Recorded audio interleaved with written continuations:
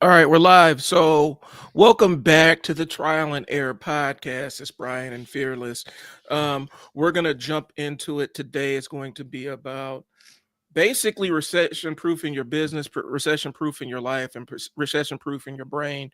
Fearless was actually we were having a pretty good conversation. So what I'm gonna do is I'm gonna roll the intro, and then Fearless, as soon as the intro stops, you can jump back into your train of thought here. I got you, man. Thank you. If I can find it. There we go.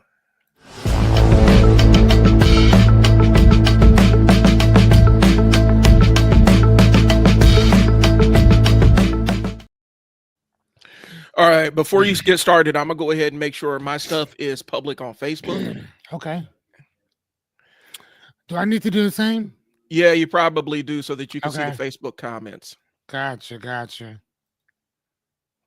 Okay. All right, brother, whenever you're ready to go. Okay, give me 1 sec, sir. All right.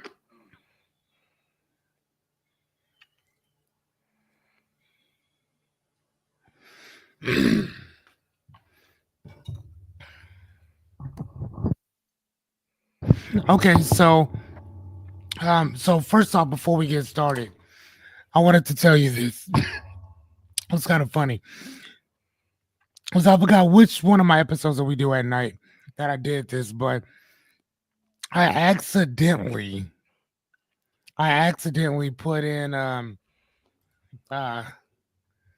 what did I put in? I ran Anya's intro on my show instead of running my own.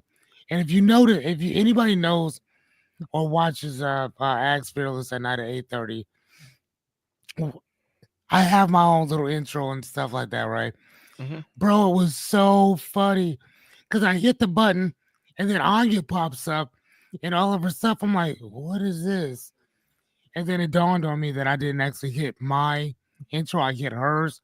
But it went off without a hitch. Everybody loved it or whatever. And everybody's like, dude, that was so funny.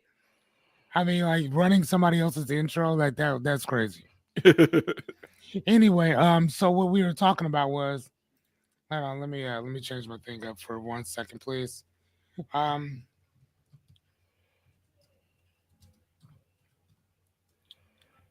there we go. So from now on, reframing expert is what my thing is going to be. But I've been doing a lot of soul searching, especially with the Trial and Error podcast and also my Ask Fearless at night, because I run it every single night. You know what I mean? So I have repetition after repetition after repetition. So I'm now understanding what's working for me and what's not. And one of the things that when I was talking to a therapist friend of mine was that they were saying is like, when you find that niche that just works for you, man, buckle down and get in there. Have fun with it, especially if it speaks to you probably more so than anything else. And over the past however long, one of the things that I've noticed was I've always asked myself, like, what is my niche?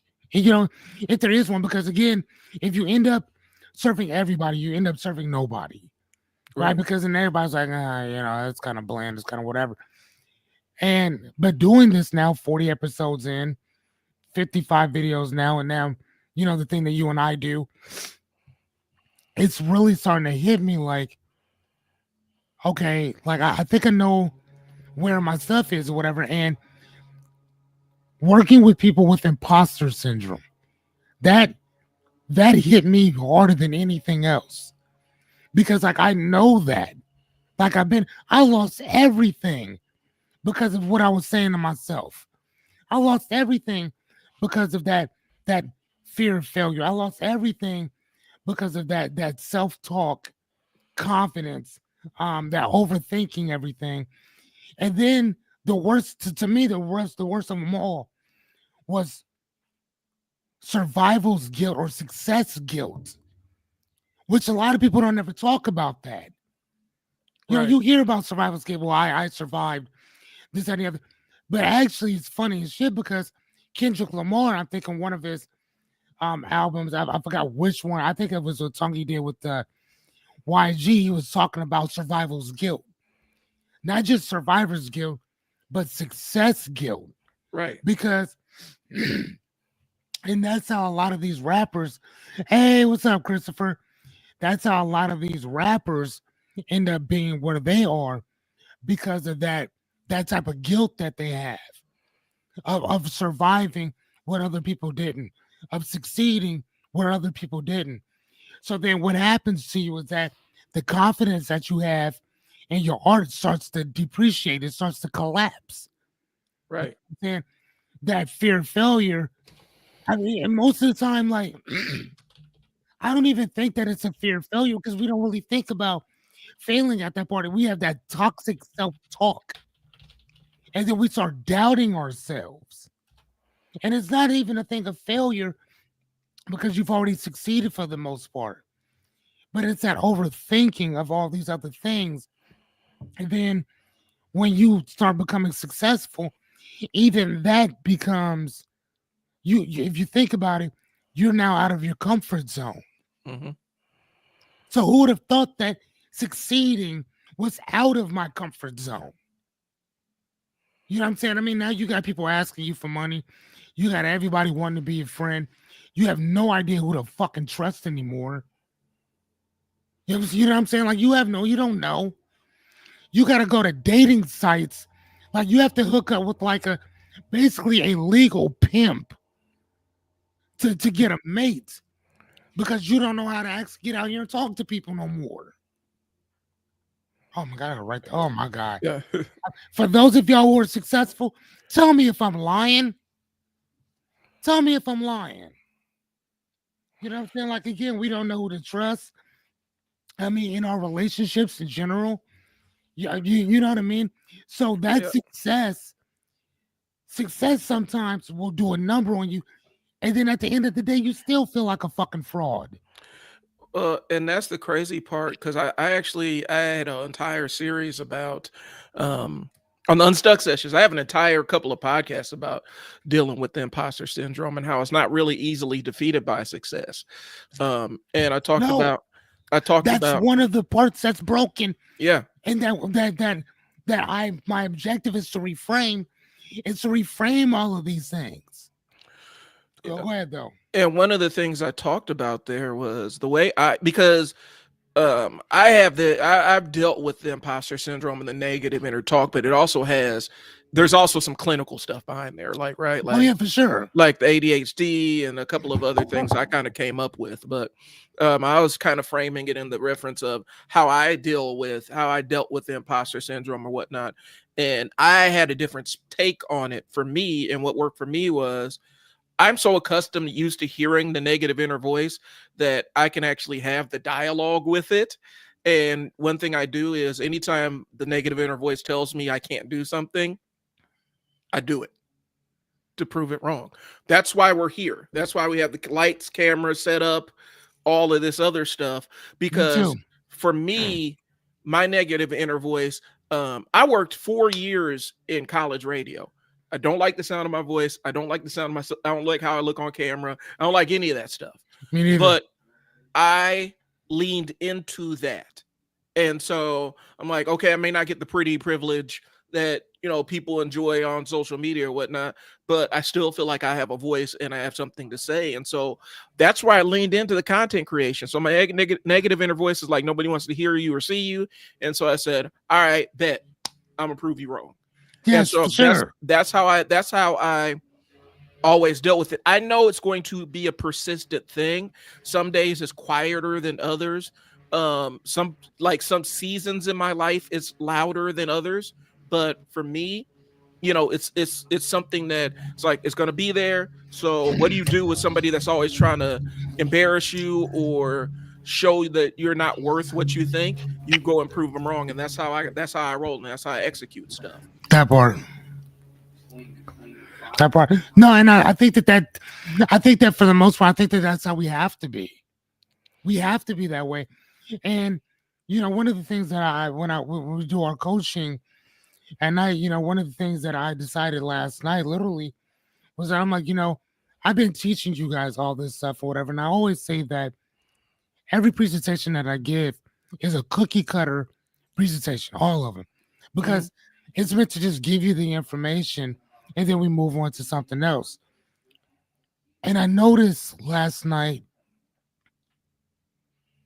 that I'm I'm moving. I'm trying to bring people up to where I am. Right. But the problem is that I can't do that because you don't have my experiences, you don't have my education, you don't have my trauma, you don't have my drama, Mm. you don't have my experience, you don't have my shit. So I can't bring you up to where I am. That's not gonna work.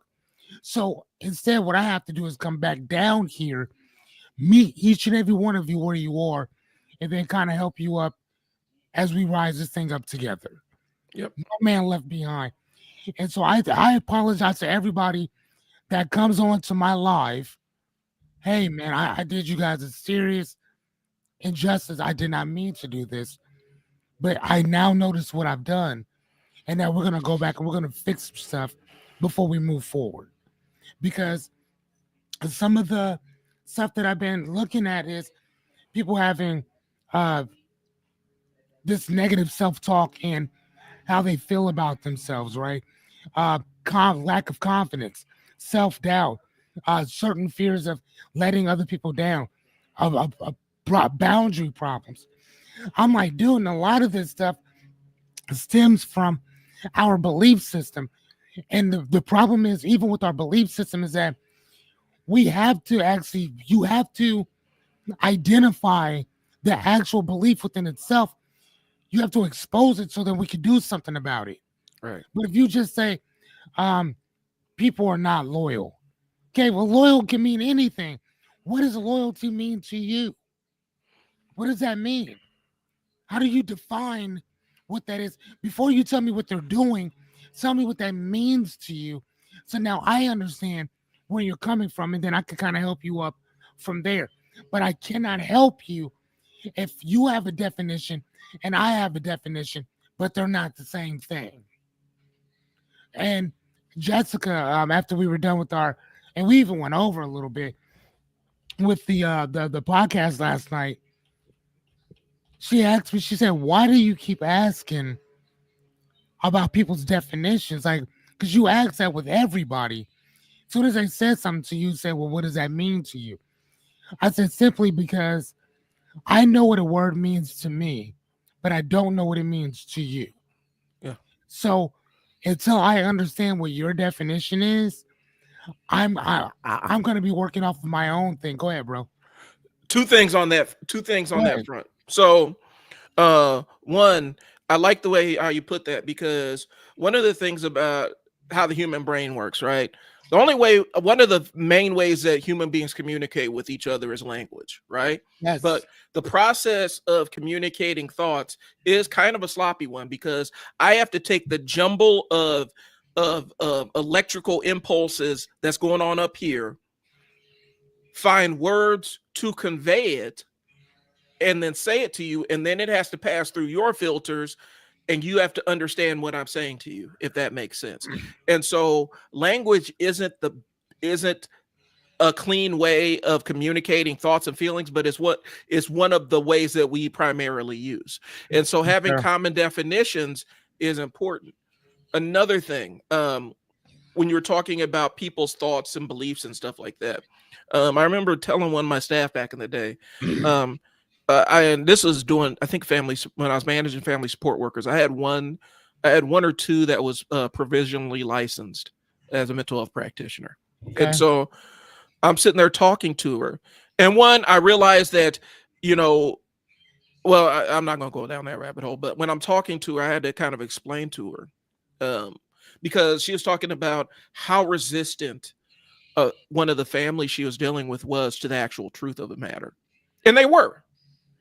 And I said, the thing you need to understand is what you're doing is you're walking into their life and you are absolutely upsetting. the core of their beliefs, the pillars of their reality, you're telling them that they're not real. When you break a person down to that level, you are going to see absolutely bonkers behaviors.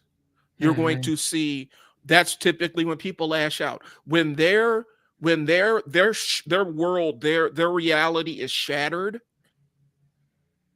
you're going to see the worst of people. And I said, it's not your fault. What you're doing is they have very strong convictions, and you are upending those convictions with what the reality of their situation is. And Mm. so they are acting out in that manner. And she hadn't seen it like that, but it was just a soft reframe. Like, understand that you, and I said, and I've expanded it to working with family support workers. I expanded it to working with kids. I said, when you destroy somebody's sense of what reality is, and you're substituting it in with what actual reality is, you're going to see an absolute wide gamut of out of control, unexplainable behaviors. Just because they're on one hand, they're trying to claw back the reality. On the other hand, they're trying to accept the new paradigm. It's crazy. And so when we start getting into what people's core beliefs are, it is a messy process, is what I'm saying. And there's no blame that goes with it. It's just understanding what you're walking into, and understanding, and even preparing them, like, I'm going to upset what you believe. I'm going to challenge what you believe. And there are going to be times where you have a very difficult time processing what I'm telling you, and Mm. understand that's a natural part of the process, because we're trying to rebuild you.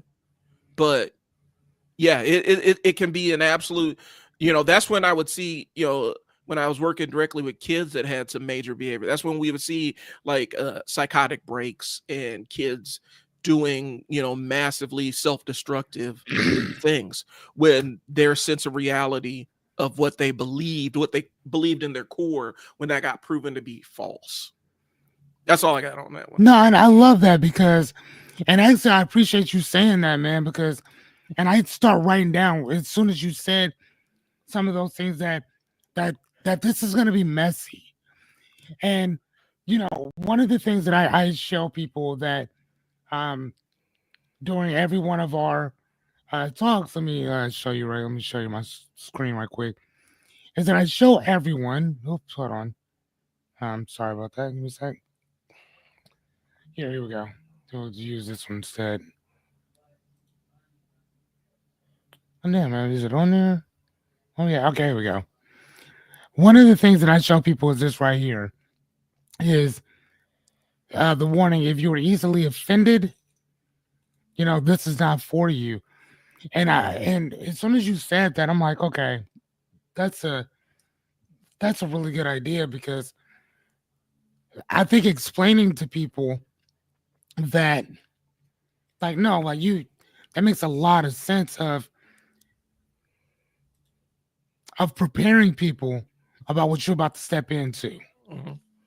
And matter of fact, I'm gonna write that down. So that's kind of what I was, as you were talking about that, I was like, man, that is so that's so important. Like, preparing people for exactly what they're about to walk into. And usually I'll just be like, if you're easily offended, this isn't for you because I say the fuck word or I say this or I say Yep. that. But I'm like, no, no, no. What you said is so much more deeper than that because it's not even a thing of if you're easily offended. It's a thing that we are going to challenge your belief structure. Like, everything Mhm. that you thought you think you knew might be challenged. And we're going to question it. We're going to, and this is one of the things that I love about chat, excuse me, Mhm. about my boy Diogenes, Yep. D, is that D kind of taught me that D was helping me with some with this presentation I was working on, right?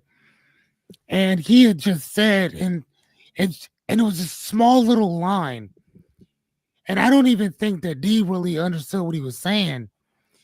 And I grabbed it. It was three. It was three things, right?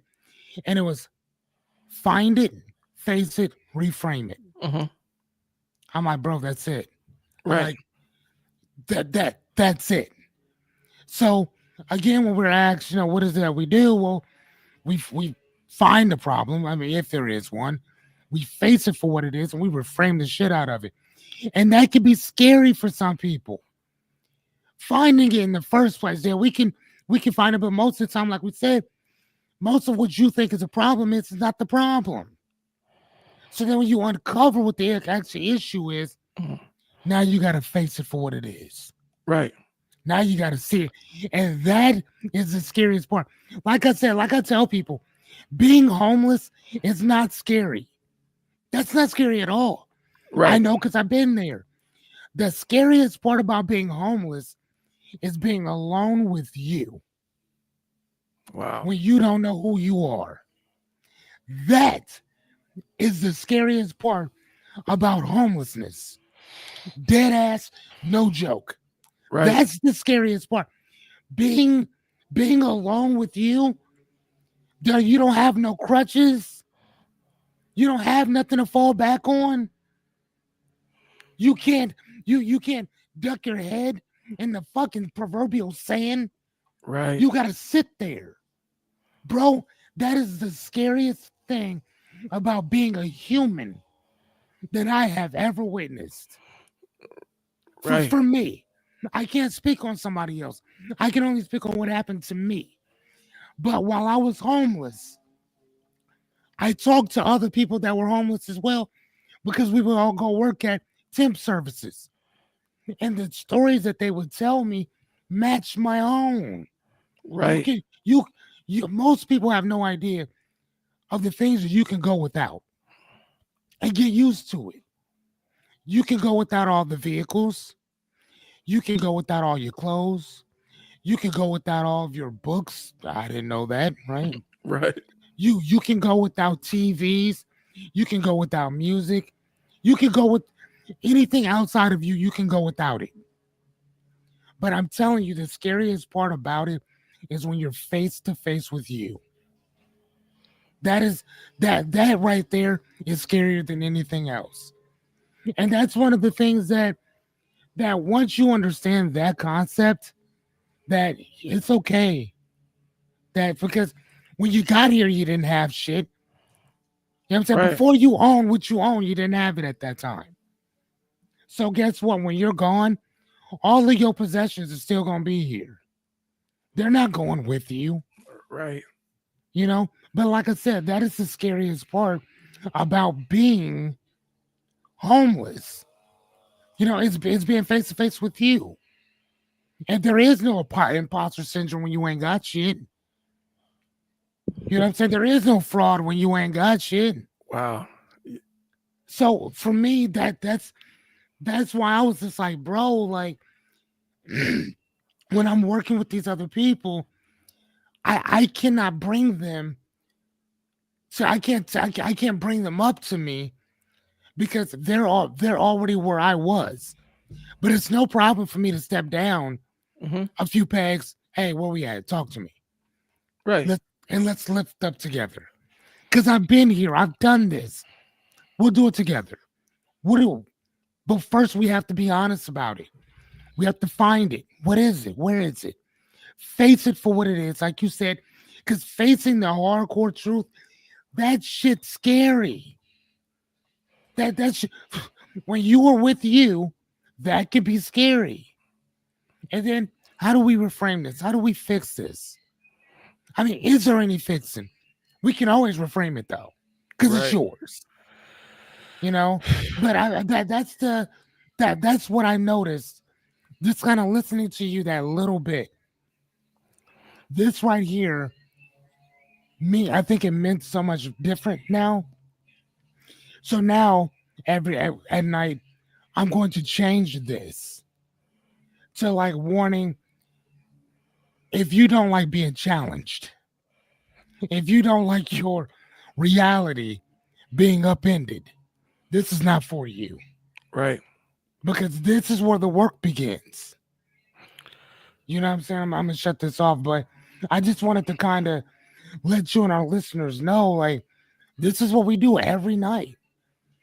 And I see, I don't know if my friend Julie is still here, but and if you are, hey Julie, I will always say, man, I'm gonna have to, if she's like, I'm gonna have to take this woman out for lunch, man. I'm not even joking. Like, if it wasn't for Julie, I wouldn't be doing this right now, man. I wouldn't have started Axe Fearless. We wouldn't be on episode 40, season 4, episode 4. Actually, no. Yeah, no, actually, technically, this would be season 5, Right. episode 40.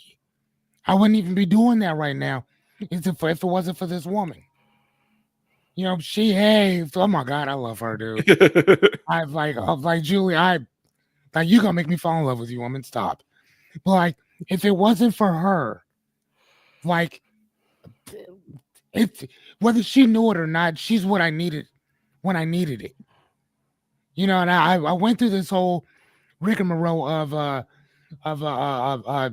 Joseph Campbell, one of my favorite people in general. Um, the hero of 1,000 faces, the hero's journey. Right.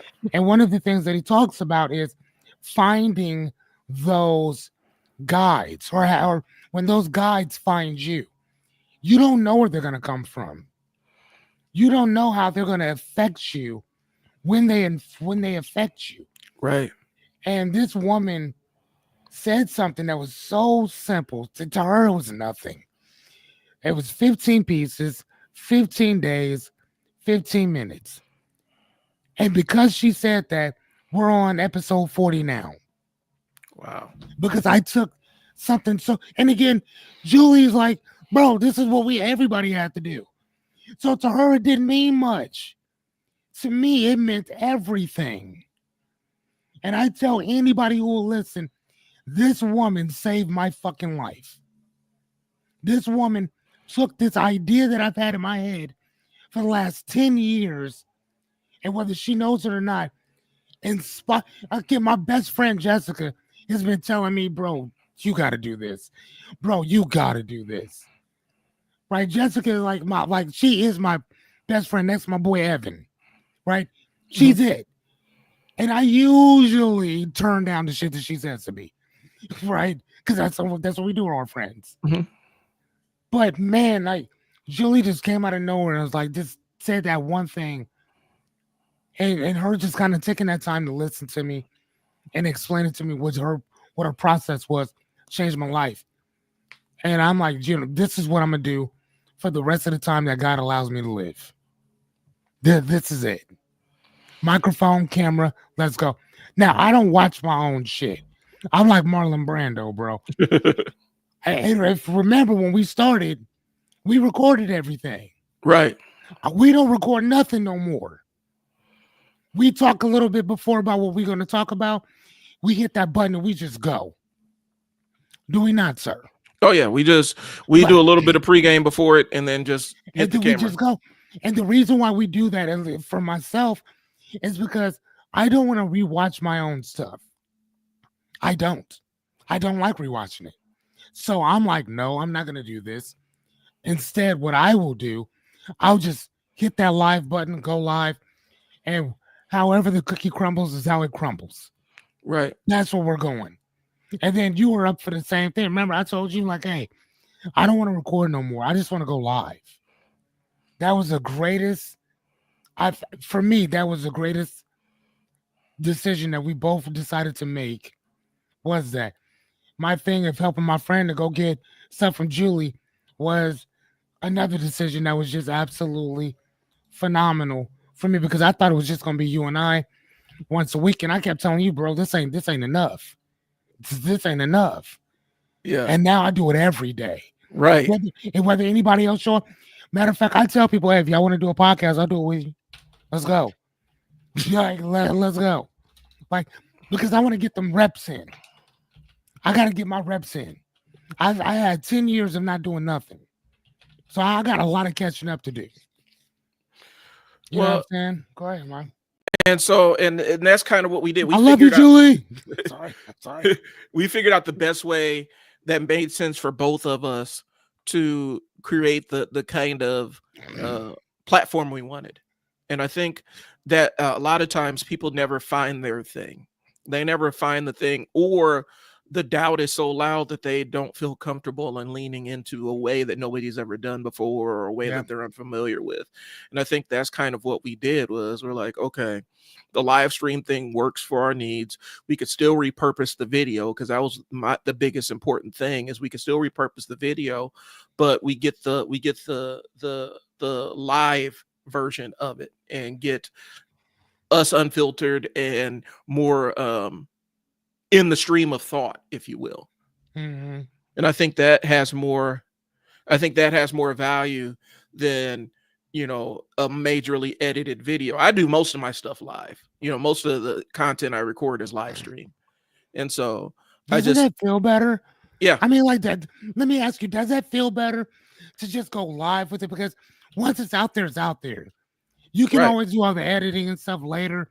You can always break it down to small shorts later on. But I'm just saying, sometimes just going live, just for me, it just puts it all out on the table. Here you go. Right. That's how I Right. feel about it. I feel the same way. And I think you get the, like, what was it? A couple weeks ago I was talking about the Prince on Make Art Now, where he was more in line with catching the feeling than getting it right. He wanted to keep the Oh, feeling of, so he left his mistakes in, and he didn't do a lot of redos.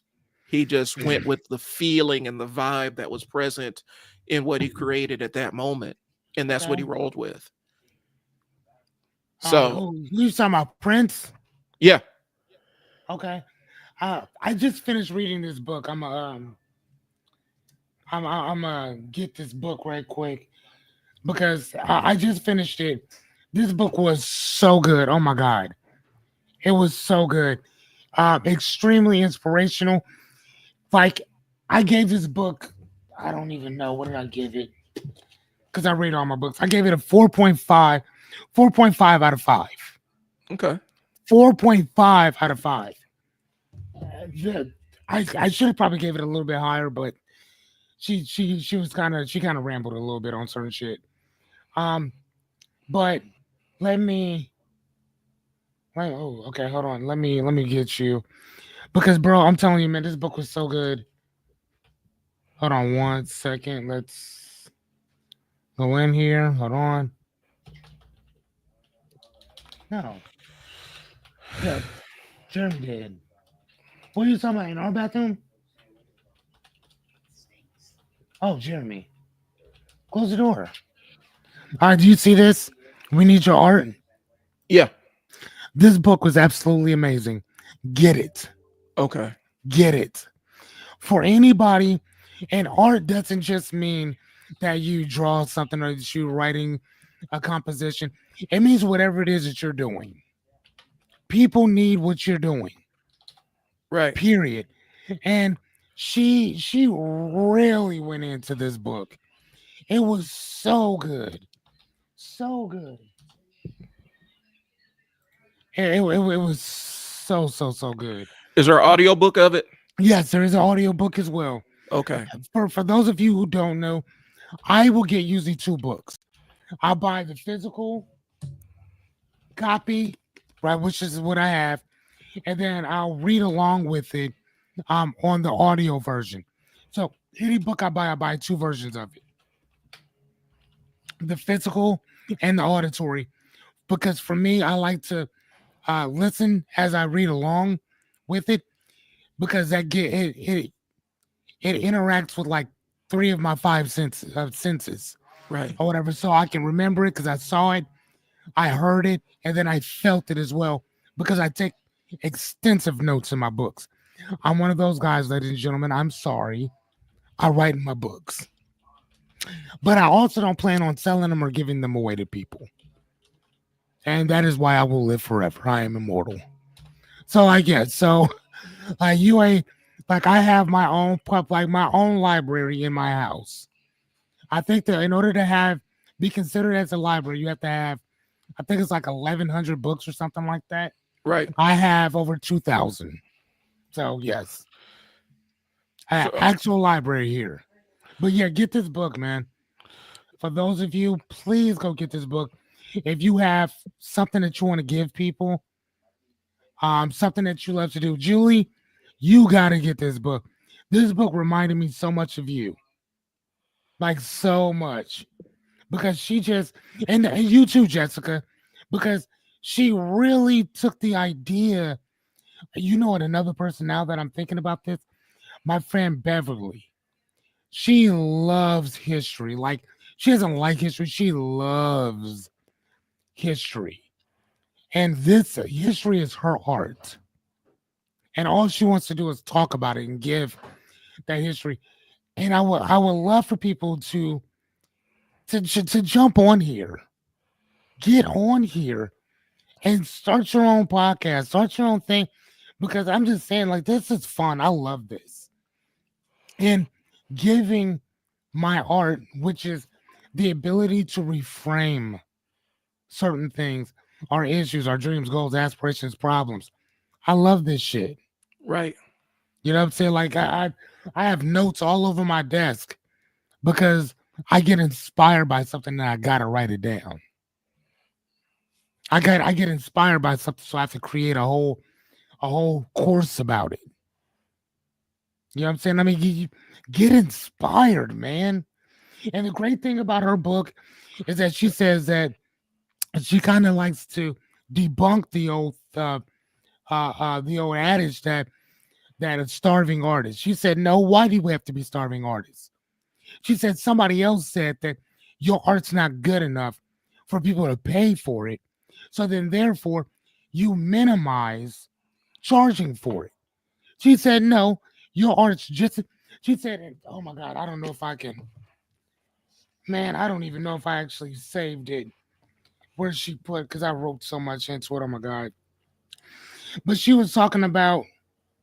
um she was talking about all these so-called gatekeepers that will take your art and do all kind of she said there are all kind of people that will take your art and do all kind of stuff with it.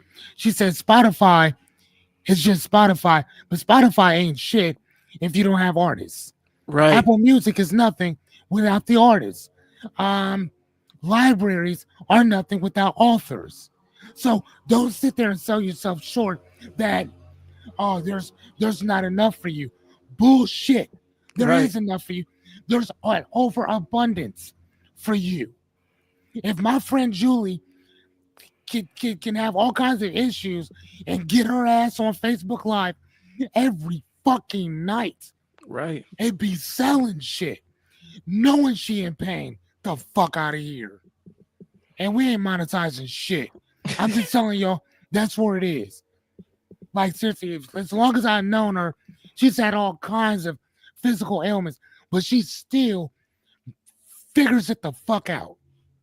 And you can too. So again, but that's what they try to sell us. They try to sell us on the fact that, nah, you don't need this, or you don't need that. We'll handle it for you. I just saw an article where Snoop Dogg was talking about when he first came out back in the 90s.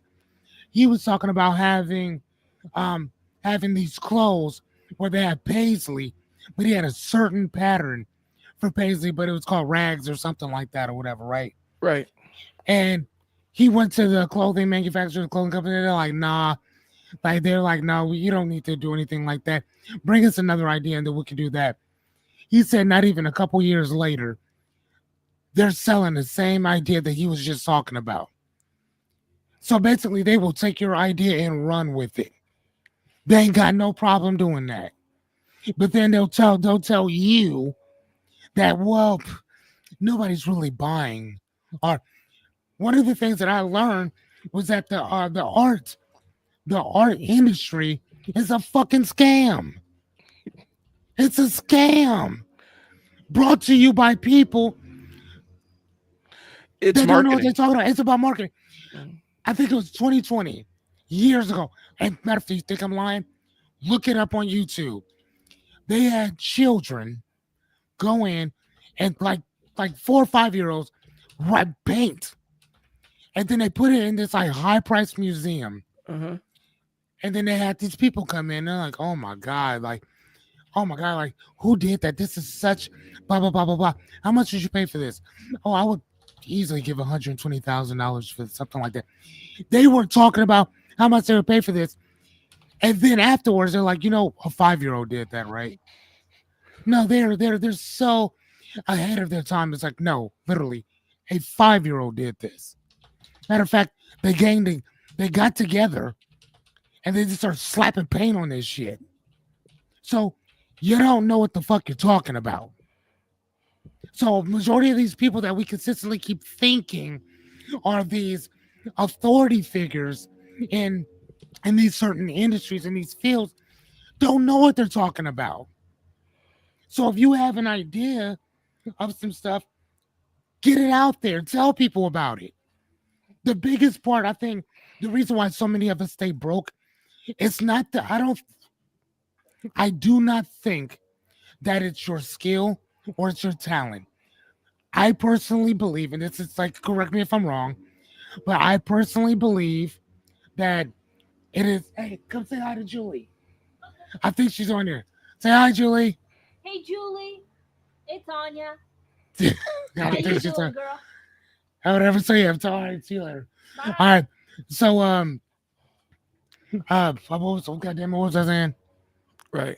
What was, Um, so we get these ideas, and right. then we don't do shit with them or whatever because somebody else told you that. Well, they know it's gonna do. Now I know where I was going. Marketing. Marketing. If you market yourself to the right people or person, it's gonna go gangbusters for the most part. So that's nothing to really do much with talent. You know how many untalented people I see that are millionaires? Extremely untalented. Yeah. You know what I'm saying? So again, that shit happens. And so we have to get away from oh yeah, here it is. I got it. It's called Wouldn't Exist Without You. It says artists sorry Amy, I'm gonna read your stuff out because it was so good. She said artists produce huge amounts of wealth, contributing hundreds of billions of dollars of to the economy each year and supporting industries worth hundreds of billions of dollars. But we are constantly gaslighted into believing that we deserve to be poor because it's the interest of the people in the boardroom who need to hit their quarterly sales figures. Instagram wouldn't exist without creators. Audible without writers. Right. Sony and Spotify without musicians. Acquisitions or Activision without coders and game designers. Galleries without artists. And yet they all tell you that there's no money in art. This is what they tell you. But yet instead, these are $1 billion companies. $1 billion. Think of this is all in a. I'm just saying. Right. Look it up for yourself. Don't take my word for it. Look it up yourself. And that's the reason why I write in my books because I always need to find what I was talking about. Well, and that's the challenge. Like, I think a lot of people talk about, what AI can do and what AI is going to do and whatnot. The one thing that AI can't do or duplicate is our ability to create imaginative stuff, and create novel content and create things and create beauty and stuff like that. All it can do is just skim ideas of other people and regurgitate it. And so there's always going to be a lane for creative people. Right. Um, Have you ever seen one of the AIs create yeah, something? That shit looks out of that stuff looks like it looks like the things out of nightmares. right. Like that's just nightmarish. Like, oh my god. Like, But who would it create something like that? but I do think that there is utility in it. And I think the next iteration of people is going to figure out how to utilize, because there's going to be an entire, like, we're still in the early stages of the AI thing. I Yep. think Yes. there's going to be a couple of major issues that pop up with it and some major scandals that pop up with it. And then there's going to be kind of a push to figure out ethical uses versus unethical uses. And that'll give license to platforms who have ethical frameworks versus platforms that don't. And then that would be a point that they can sell on. I just think that, you know, what's going to happen is we're going to see creators at some point, and you know, there's always going to be creatives that don't go along with it, just like there's going to be creatives that, when the digital camera revolution took over, there's going to be people that stuck with cinema or stick with film cameras, right? You know, Yeah, from their artistic standpoint, you know, the medium they wanted to use was not digital, and I think that's the direction that this thing is going to head eventually. We're still early stages with this stuff. listen to me. I read this book called Sex Bots, uh, and it was actually talking. I think it was like sex robots or something like that, and they were talking about like the sex industry. And I'm not trying to be weird, but I'm just saying in business. But they were talking about the sex industry, like in general. Did you know that those real sex dolls that are like, you know, a couple $1,000s or something like that? mhm. Do you know what's going to happen to the population once those things get matched up with AI capability? Ugh. When like I can almost guarantee they're gonna have to house babies some other way, because I can almost assure you that the world population, for the most part, especially in America, is going down considerably. Hey, I think it's gonna go down considerably, because at that point, you can have as many females as you can possibly have. You won't know if they're real or not. You can program them to cook, clean, do ungodly acts. Yeah. You know what I'm saying? And so, and it was kind of just talking about like all of these different things. And I was thinking about like what happens, and how many years is it going to be before, and I'm not joking about this, I'm being honest. How many years is going to happen where a robot is going to claim that it had been sexually assaulted and that it did not want certain things? You see what I'm saying? And Yeah. then it's going to go to that whole thing of ownership versus Well, and consent. autonomy and And consent yeah. and stuff like that. What did I buy? I mean, like, do we have problems with that shit as human beings? Because you imagine a robot doing this. And again, y'all, it sounds like I'm joking, but there's a whole industry that's writing books on this stuff that eventually they're talking about. It is eventually going to occur at some time or another. It's going to happen. Right. Probably not in the next 50 years. I mean, I don't even want to say 50, because they already have the AI is doing what it's doing right now, and it's jumping leaps and bounds every other month. I just had this whole thing.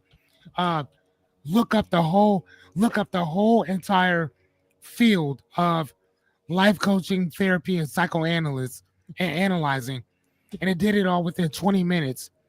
It gave me every footnote that I would need.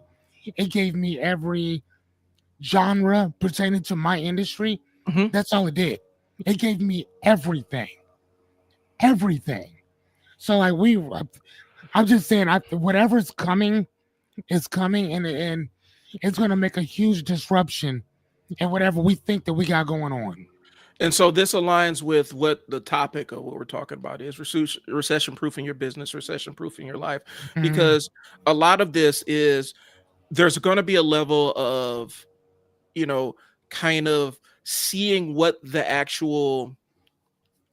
actually happening in the world and being able to adjust to it and adjust to new tools and doing things that you necessarily weren't 100% confident in or competent in, like being able to pivot, because we had the conversation about pivoting last time when the last time we had this level of economic kind of uncertainty in the horizon was during the pandemic. And I was in a position where I was running a business that required use of public spaces, and we had to pivot hard off of that. Okay. And it almost meant the end of what we were doing, and we had to find other ways to deliver the service. And so that's where we started doing training online. That's where we started finding, instead of public spaces, we found public spaces that were owned in the private sector, where we could actually go in and talk to the owners and do stuff. And so there were all kinds of different things that we had to do to adjust what our service offering was. And that is one of the things, is being flexible and utilizing some tools that we didn't say that we were going to utilize, and Okay. doing things that we said we weren't going to do at the time, just because that's what the situation necessitated. And so I think a lot of times, when we have success, we get locked into our pattern of success. And when something changes on the horizon, we have a hard time shifting our framework and shifting what we actually are going to do. And that can be a burden, especially when you go into times of economic uncertainty. And it's not just for business owners, y'all. We're talking about your personal life, your work life, all kinds of other stuff. There's going to be things that you have to do when the economy and things change around you in order to survive. And so, that's kind of where that's where a lot of the previous conversation goes. It's, how flexible are you? How willing are you to let go of things that you've had that are entrenched ideas, to embrace the new paradigm and embrace what's coming down the pipeline for you? Right. And I think that is a determinant factor. Yeah, that was a determinant factor in terms of who succeeds and who doesn't, is really. Okay.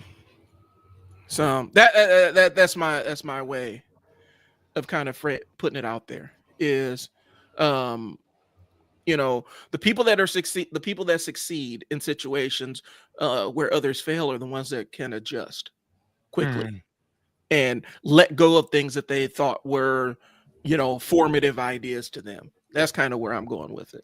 Right. It's kind of like the old, like those shirts would say, adapt or die. Yeah. Right. Like though, because you and I like how you said that people get stuck in that proverbial success trap, where they're like, well, this is what we did to become successful, so we're just gonna stay here. And the problem with that is what happens if another another COVID happens? Right. What happens if there's like this SARS or outbreak or something like that shuts the world down for a month or 2 or 3? You know what I'm saying? One of the things that my partner and my business partner talked about, when he had done books, he was doing it during COVID, and he was making quite a bit of money. And he's like, dude, like, this is a hack. Like, everybody needs books, everybody wants them. I'm like, of course, I'm a consumer, Right. so I know what you're saying.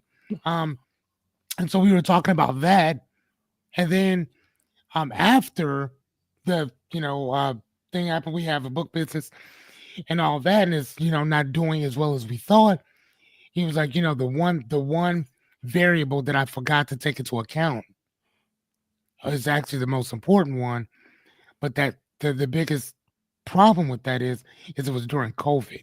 Right. It was, so everybody was buying books because there was nothing much else to do. Now that they're not buying books, they don't have to be home all the time. That is actually dwindled down to yikes. You know what I mean? And again, I didn't know that. I mean, he didn't realize that as well. So we put a lot of blame on a lot of other things, as opposed to, well, what happened 4 or 5 years ago where people were buying so many books? Well, there's your culprit. Right. You know what I'm saying? And you're not going to think about that like right now, but until you do some reflection, like, oh man, that's what happened. Okay. And COVID kind of helped accelerate that Yeah, that product on demand kind of thing, where I it want this did. thing delivered to my home, and I want it Now. there now. And I think that's where it kind of went. And the unfortunate side is there's no way to really replicate that. And I think the most important thing is this is where you define your niche and define your lane and define your market, your segment of market that you're going to serve, and laser focus in on serving those people, because that's the only way that you can kind of replicate the global thing that COVID did. Because it was, for us, it was, it happened before. Global pandemics have happened before, right? But the reality is it was novel to this generation of human beings and novel to the digital age. And so a lot of things that happened during that time aren't necessarily replicable, but they're not going to go away either. Okay. And so by laser focusing in on the segment that messes with you and the segment that loves what you're doing, I do think that, for me at least, I think that that's the way that to get a little bit of that. It's just redefining what your offer is and figuring out, okay, precisely who am I going to serve? Because I don't have the entire globe coming for this specific service, because now the global situation has changed. So now how do I laser focus in? And I think that's one of the things that we have to lock in, in times of economic uncertainty. You have to get more specialized with what you're offering. You have to get more precise and solve more narrow of a problem for people. Okay. So one of the things that Julie said is that I thrived during COVID. My lives brought people together when they couldn't meet in person. My sales weren't heard. And you know what's so crazy about that is that I meet a lot of people who feel the same exact way. Like, for certain people, COVID dismantled and devastated their lives, their business, everything, because it was so person to person. Mm-hmm.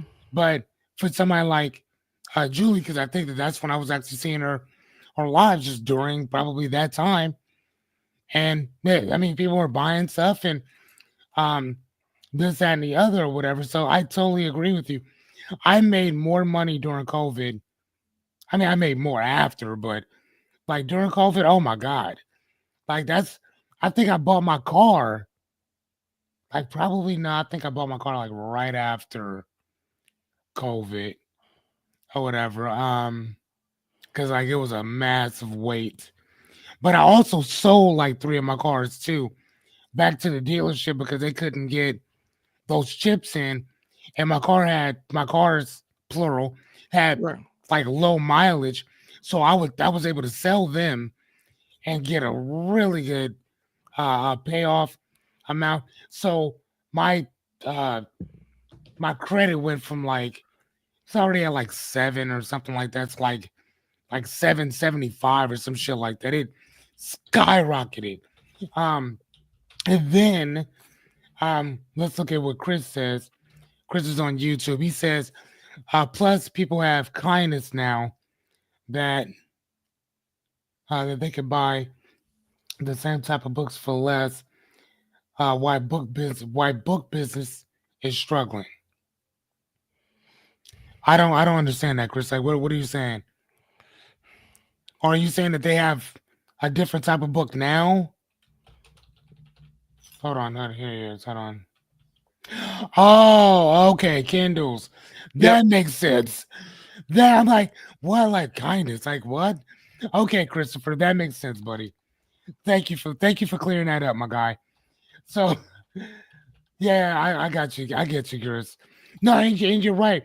But here's the thing, though, Chris. I think that here's the thing. If Kindles were that big, if they were that big on anything, I think, then I think that the sales of physical books would actually go down a bit. But I don't think that they are, because Barnes and Nobles is still building companies or building brick and mortar. Is it mortar? Mortar? Yep. Mortar. Uh, uh, buildings. Bookstores are still popping up. Probably not at the same rate, not at the same rate as a smoke shop would, but they're still popping up. or whatever. So, but no, I agree with you. Um, I think that you have to be competitive to a point when you're selling books. But here's the thing, though, bro. It's not the books. Most, I think that most people who sell books would tell you that you have to sell other stuff in order to actually do something big with your book business. So if you have a large space, do something bigger, do something more. Right. One of the things that I had suggested early on is that deal like we can't just sell books and make money doing that. We're not even going to break even selling books. We'd have to sell $300 worth of books every single day, every day. You know what type of marketing and advertising that would take just to be doing that? And you got to have some type of new something to offer people Right. or vintage stuff to be offering. So you have to do more than just selling books. Even they'll tell you if you sold pens, pads, journals, cups, mugs, like shirts, different type of shirts, different type of things, whatever. That's what brings in uh, income, and then giving people an experience when they walk into your store in general. What is your store known for? So there's 1,001 different things that that could be done that are not being done.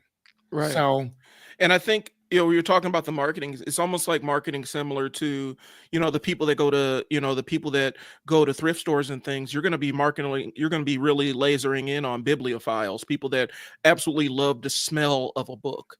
You know what I'm saying? And you're selling on that emotion, that connection, that level of discovery where you're offering them to kind of dig through your treasure trove of books and find their jewel that they can take home. And so right. that's where I'm saying. That's where I'm saying the pivot and laser focusing in on that specific niche Hmm. of that smaller segment of a larger market, and that's the thing that allows you to thrive when things slow down. I'm having a little bit of internet issues here, so if I dip out, just understand that we got the internet people, we got the people laying new fiber optic cable in our neighborhood, and it's been screwing with our internet here. So if I drop out, that's what's happened. Just letting y'all Okay. know. And so I do think that preparing your business and your life for an economic downturn do have a lot of similar threads, right?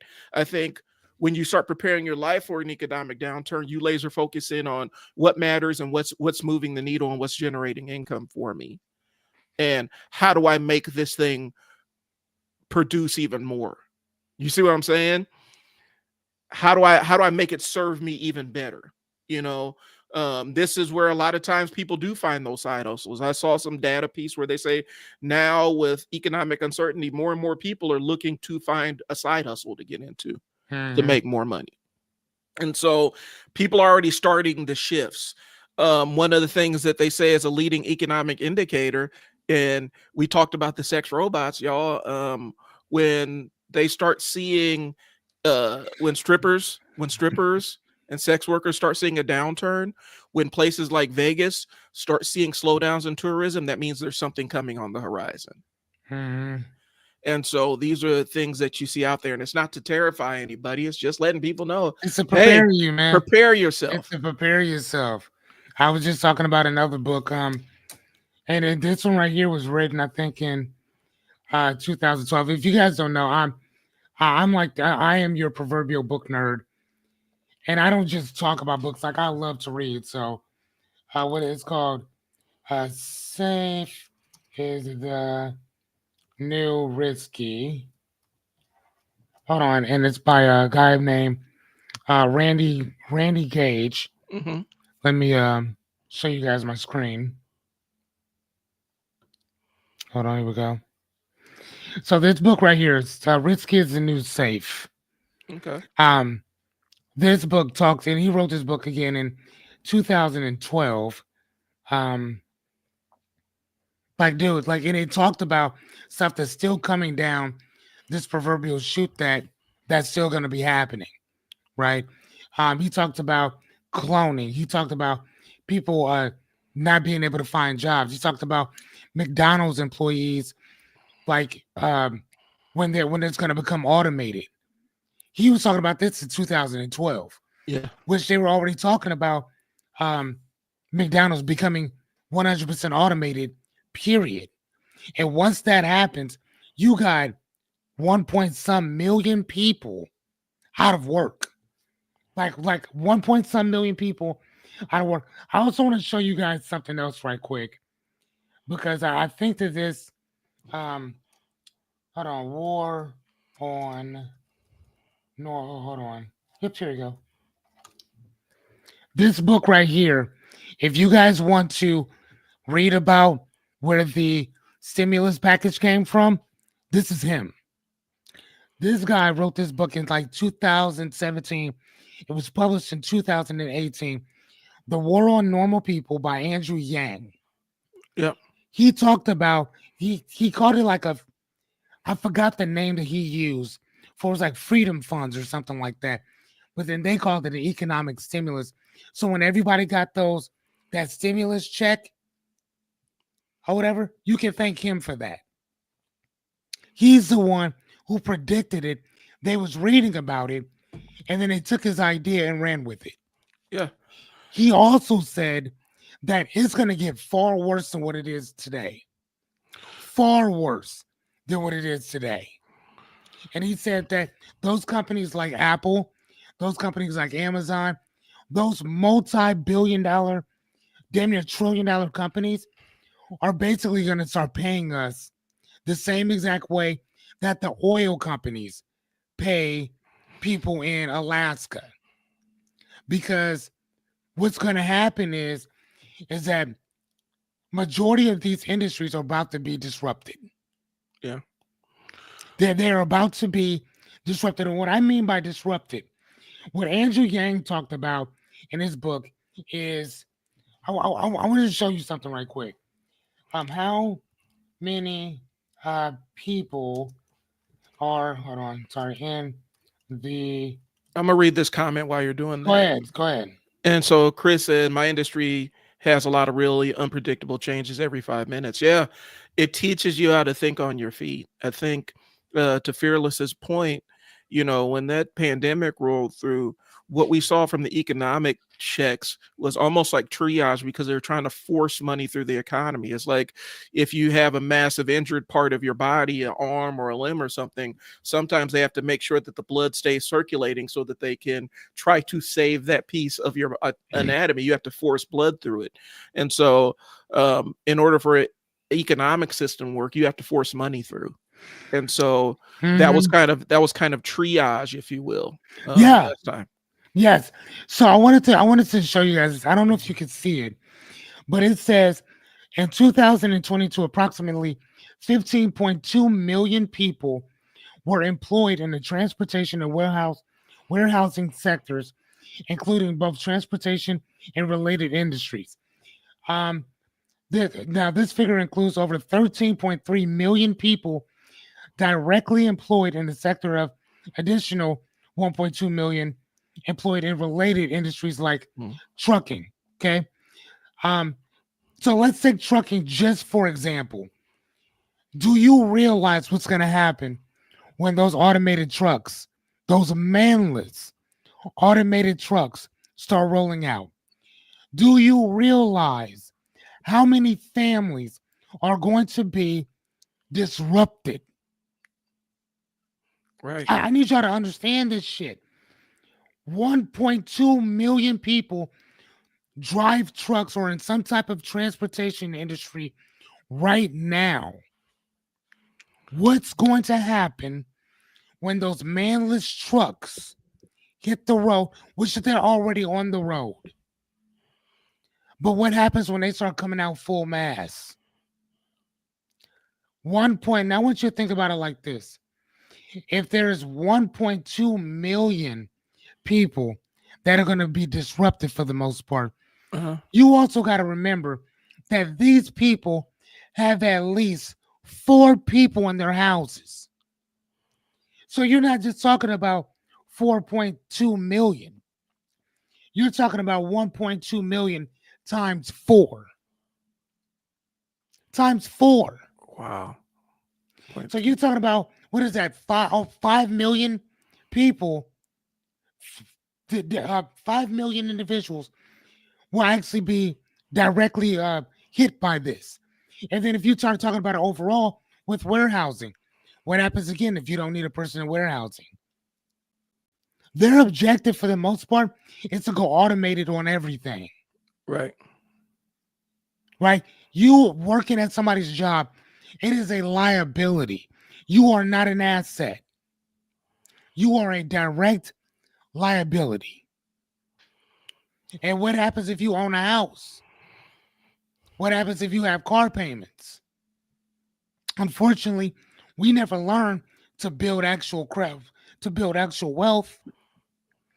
We learn to build credit, but we never learn to build, how do you stack cash? How do you build that? How many of us have access to 5, 10, 15, 20, $30,000 right now? Not many people have access to that. Right. So you're going to disrupt the whole entire industry, which again will affect in some way 15 million people altogether and more, because everything in America runs off of transportation. Everything from trains to planes to trucks. What do people tell you when you go to a grocery store? Our truck hasn't come yet. Mm-hmm. Our truck hasn't come. They barely say our plane hasn't gotten here. They tell you our truck hasn't come yet. Oh, did you hear about that storm down in Texas? That's where our stuff's coming from. Yeah, they're backed up for about another week or so. We're not going to get that. This is what happens. This is the actuality of what happens when transportation runs your life. And then we have a whole entire sector who's about to wipe them the fuck off the earth. Yeah. So when people are going out right now, getting a CDL, you better get it right now. You better save every red penny you get. Well, You better save everything.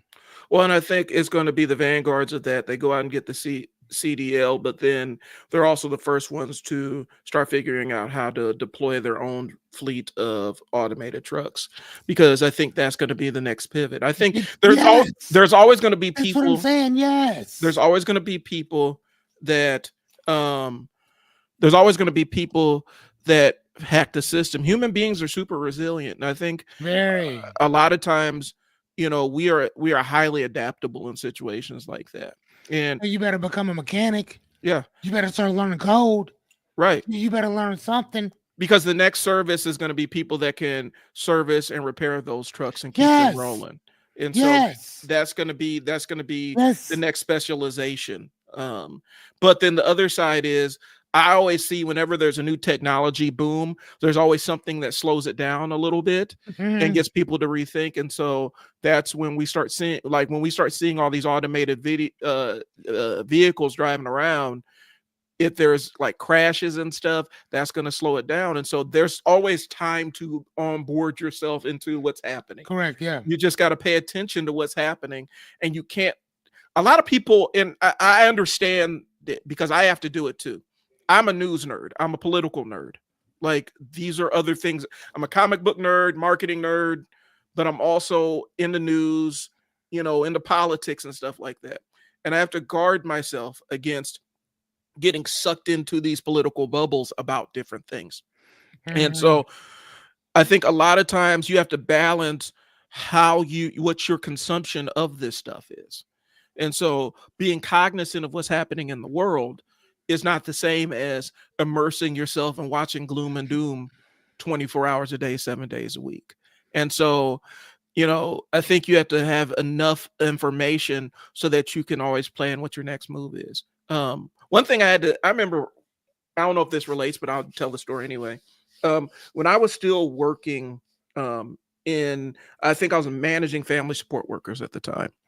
And, I had been in that job for 2 years. And one of the things that one of the heads of the organization said that stuck with me is, here, if you are in a job for longer than 3 years, we consider you a lifer in that job. You always need to be moving forward. Right, whereas before it was 20 years. Right. Now it's only 3 years, yeah. And this was like in 2013.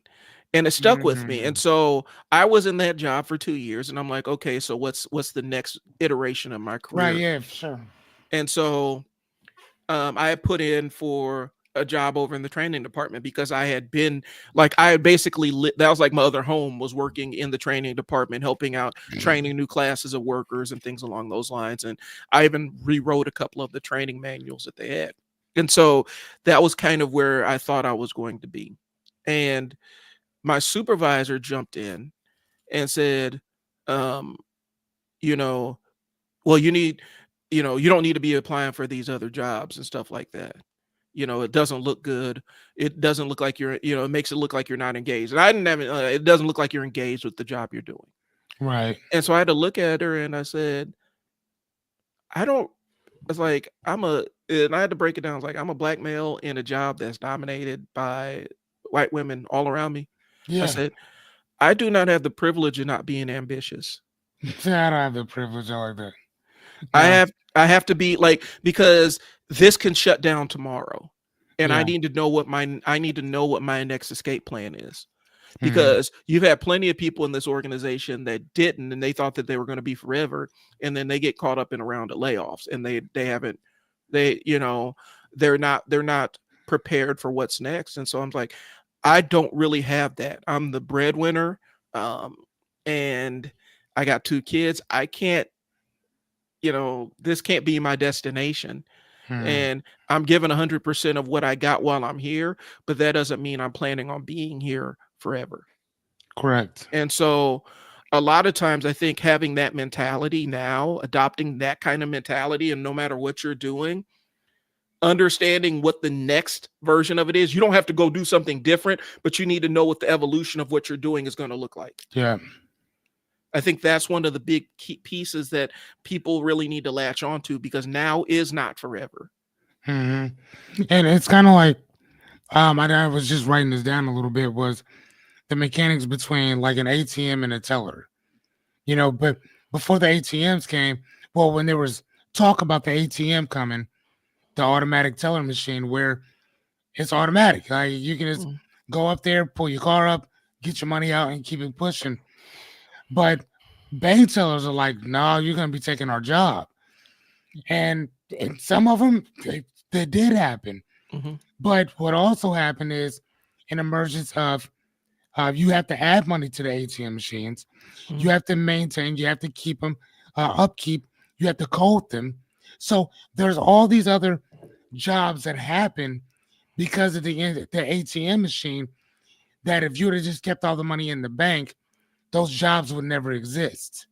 So that's kind of one of the things that you were talking about before, is that you're gonna have to pivot in some way once this thing over here is done. Right. My friend, her husband works at UP, and I remember we were talking. I was telling her, because I'm always reading about books on what's coming. Right? When I say what's coming, I'm talking about what's about to pop up? What's the next thing? And again, I was reading about automation and how they're talking about how it's going to redevelop everything.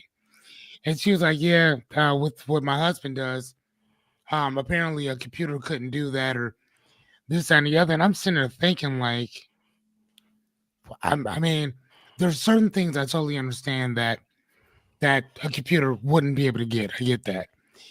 But I'm also like, if a computer could watch what he's doing, and you typed in every variable that could happen, or that does happen, or that would, and then you made it autonomous where it just kind of figured it out on its own, his job could be taken tomorrow. Well, and that's the thing. I mean, I think you mentioned that a computer can't do what he's doing. Well, 2 things real quick. If you're following us on any of these channels, if you're seeing and you're liking the conversation, please give us a like and a follow. We're trying to grow the audience so we can reach more people. That's the cold pitch. Now, what you're saying is, and this is something that people need to be cognizant of. Like I was telling you about off air about this AI. It's actually not an AI tool. It's more an AI agent where it can act independently and autonomously on some tasks, right? It's Yeah. talking about that tool Manus, that thing Manus I was telling you about, right? Okay. You know, right now you can actually ask it to do some pretty moderate coding, and it will do it, and then it will actually check it for errors, and you could put it into a JavaScript environment and the code will work. So what you're seeing now is a lot of times now, a lot of coders, they might have 4 or 5 different Chrome tabs open with 4 or 5 different AIs working to code things and check the code that's coming out of it. So the idea is the people that learn how to adapt and utilize the technology to further to further what they're doing are going to be the ones that are in better positions. Fighting against it isn't going to yield you the results you're looking for. Right. Hotels don't even have mobile keys now. They don't even need front desk staff. That's crazy. Now, here's the thing. Here's the caveat to that, Chris. I want to throw this in there. So last year, we're traveling for my kids' basketball tournament, and we decided that we're going to go to the go to the hotel that's just under $100. And I'm saying that for a reason, because there's a meme that I saw that spoke to my heart on this one. So we went to the hotel that was just under $100, and we got in there. And we're kind of doing, because we normally do the bed bug checks and all that other stuff. Yes. Because you need to be doing that. If you travel a lot, you need to be checking for bed bugs wherever you land. And ticks. Yes. And so we went in there, and so we pull all the sheets back, looking at the bed, and there are blood stains on the sheet. And so a computer can't come up and change them sheets. We needed that we made that little front desk dude like that is so nasty. He pulled the sheets off and saw that the blood had soaked down into the mattress. So he replaced the entire mattress and the sheets. And so there's this concept where, oh my gosh, there is a stark difference between the hotels that are just under $100 per night and the hotels that are just over $100 per night. Right. And we learned our lesson. We ain't messing with them hotels that are just under $100 a night. No. Because for just a little bit over $100 a night, we were able to go to the Marriott, and the sheets were clean, and we had cable TV, and the shower didn't look like somebody died in it. And so, but nasty and funny. But yeah. So there are going to be elements where we do still need customer service, but I do think that people that do work in customer service are going to be more dependent on technology to do elements of their job. Right. If that makes sense. No, that makes perfect sense, man. That's funny and nasty. But we're sitting there like that was one of the motels where you get into a hotel that's so bad you can't even really sleep that night. You just kind of sit up. You just kind of sit up waiting for the next bad thing to happen. Yes. Oh yeah. So the Marriott, the Marriott discounts are fire, bro. And so we got in on that. We actually ended up for the team, we ended up getting a group discount, and it did bring it under $100 a night. Marriott was kind of my goat in that situation, because we were traveling to that specific city pretty frequently last year for basketball tournaments, and Marriott was so clutch. Days in, bro. Never again, y'all. I'm sorry. The blood stains on the sheets. That was in Days In. Yeah, your days is numbered in the Days In, because we rolled up in there, pulled them sheets back, and there was a blood stain on it. Like, yo, what is this? So yeah. Marriott was very clutch. Like they probably earned a lifetime customer from that, and it was cheaper. It ended up being cheaper with the discount. But yeah, those just over, like the hotels that are just over $100 a night, those we've had great success with those $80, $88, $89 joints. Nah, not so much. Oh, what about the $66 that you bring your own blanket? Bring your own bring your own mattress. That's what Marriott only brand for me. Marriott was super clutch for that one.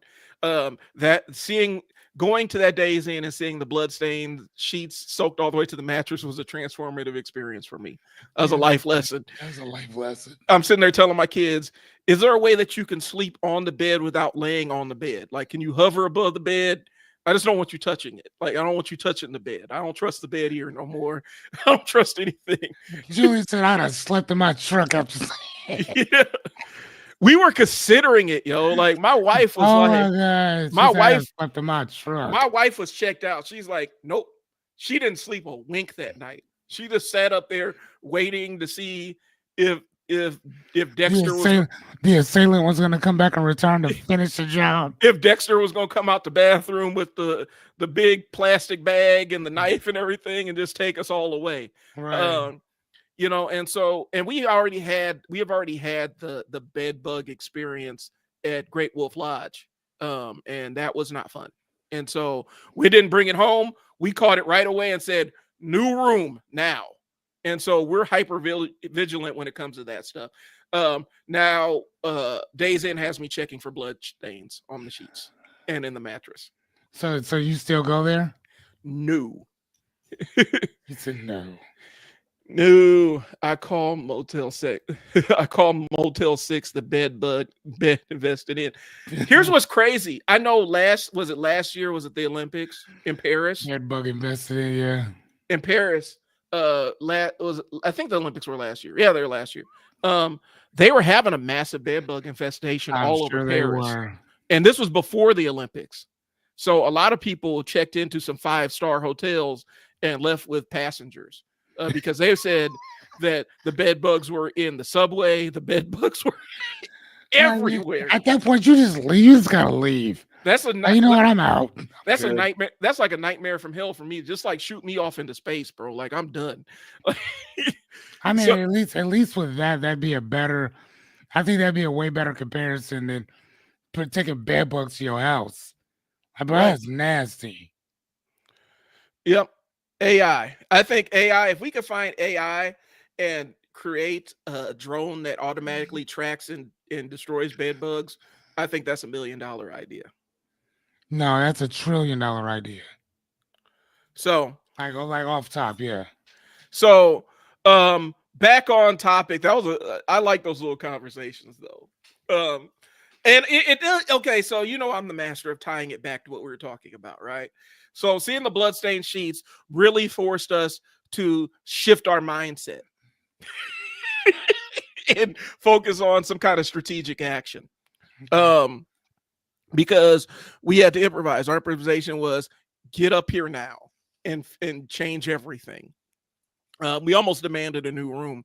But I think a lot of times when we face this level of uncertainty going into it, one of the things that's very easy to do, and I mentioned this earlier, it's really easy to follow into that silo of panic where you're in a full-blown panic and you cannot see the forest for the trees. That's a natural thing. I think some people get caught up in this real, like almost a guilt kind of spiral with it, where they feel guilty because they're panicking and they can't really see a cause or a plan of action out of it or course of action out of it. It's a natural thing. And sometimes, just like I said, with, sometimes with grief, sometimes you give into it, understanding that you have to go through the storm so that you can emerge on the other side and get your bearings. And so with all this economic uncertainty, yeah, it's fine if you panic for a little bit, but you have to be able to give yourself that space to freak out and then reorient yourself. And I think a lot of people never get to the reorienting themselves because they feel so guilty about, I panicked and I didn't have a plan. Right. If I'm making sense. And I think a lot of times, one of the things that human beings do, and this is kind of something, we feel guilty about very human impulses and very human feelings. Fear and panic is a human impulse. It's a human fear. And fear can either sharpen your senses or blind you. And we beat ourselves up when we get blinded by it. But everybody does. Some people are able to navigate through it a little bit better, But if this is new to you, like Fearless and I are OGs of this economic downturn. How many recessions have we lived through, bro? How many economic collapses have we weathered? At our age, we've seen it a couple of different times play out. We survived. Listen, the brothers and sisters that survived the crack era, we built a little bit different. We built a little bit different, right? A little bit. And so one of the things is I've learned a long time ago, and I had to do this when my mom died. I had to learn how not to feel guilty for feeling human feelings. Human feelings with the economic downturn are panic. Don't feel guilty about being panicking. It's a natural response. It's the thing that keeps you alive. If your ancestors didn't panic when a fucking saber-tooth tiger walked out of the forest, you wouldn't be here. Right. The panic is the thing that keeps you alive, right? Like if our ancestors didn't panic when the hut caught on fire and we didn't grab the kids and run outside, we wouldn't have survived to be here at this point in time. Panic is a natural response. Okay. Feeling guilty because you're panicking or because you are having a difficult time coming up with a plan. Now that's the part where it turns into a useless feeling, because now you're beating yourself up for something that is normal, is a normal reaction. So I think with all this stuff going on, give yourself space to be scared. But then when as soon as you're able to start thinking in a straight line, now it's like, okay, so how do I evolve past this? What's my first step? That clarifying first step. How do I get myself unstuck from this? What's the first action, no matter how big or small, that I can take to start moving forward? But give yourself enough grace to feel all the feelings that come along with. I think the economy is built out of balsa wood right now. Give yourself the grace to feel that, and then start planning. That's kind of a tangent, but I feel like it's related to kind of what we're talking about. I mean, I'm with it. It's good stuff. So good stuff. And so you can audit you can look at what your framework is and kind of see how much flexibility you have within that framework. Whether you have your own business, or you're working a job, or you have a side hustle, or it's a job and a part-time job, how flexible do these things allow you to be? If something changed with your main hustle, how much can you beef up your side hustle, and how quickly could you scale it? Okay. I think these are conversations that you have to have with yourself, with your spouse, with your loved ones. If something happens here, what's the next plan? You know what I'm saying? I know a lot of people that sit there and think that, oh, I can just quit my job and go start a business. Fearless and I already had this conversation. It don't work like that. It takes planning. And a lot of times it takes a little bit. You have to plan for longer than you actually think you do. But if you have a framework and a proven side hustle, start thinking about what does this side hustle, what does it look like when this side hustle, what am I doing? What are my actions when this side hustle goes from $5,000 a month to $50,000 a month? What does that look like? What am I doing? Is there anything functionally different about what I'm doing? Start having these conversations, building the bridge for yourself. Right. Yeah, a friend of mine is commenting on how disgusting her guacamole was on her sandwich from Subway. So, like, yeah, I'm sure it's disgusting. Subway.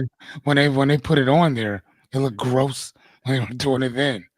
So they scoop it up in like a little ice cream thing and smear it onto your shit, and then you wondering why your stomach's hurting now. So the last time I went into Subway, I walked into Subway. This is back in the days, bro. I'm about to take y'all back. This is back on Subway when Subway was on Ames Street in the Baker's Plaza. Yeah. That was. I walked in. Oh yeah, when it was sitting like right on the side. Yeah. Okay, yeah, I know what you're talking I about. walked into that joint and I saw the lady. She is changing her Band-Aid right She before she worked started. there. She worked there. I walked in. I don't think she was mid pulling the Band-Aid off of her finger and looking at it. And then she looked up and saw me and said, okay, just give me 1 second. I said, you know what? You know what? Just change your Band-Aid. I'm going to go somewhere else. That was my last time ever walking into a Subway. I was little king for life after that. Like, Yeah. I said, she looked at me, she like, oh, just give me 1 second. I can start. Nope. Don't worry about me. You take care of that, because that seems to be something that requires your attention. Yeah, I remember that, Chris. That was a guy out of Florida. Jared? No, not Jared. Oh. Chris said, I remember the $5 foot long, and the guy who advertised Subway got in serious trouble for that because his boss, I think it happened in like Florida. His boss was leaving or something like that, and he was telling him to do something. He said something along the line of like $5 off or $5 something foot long or whatever.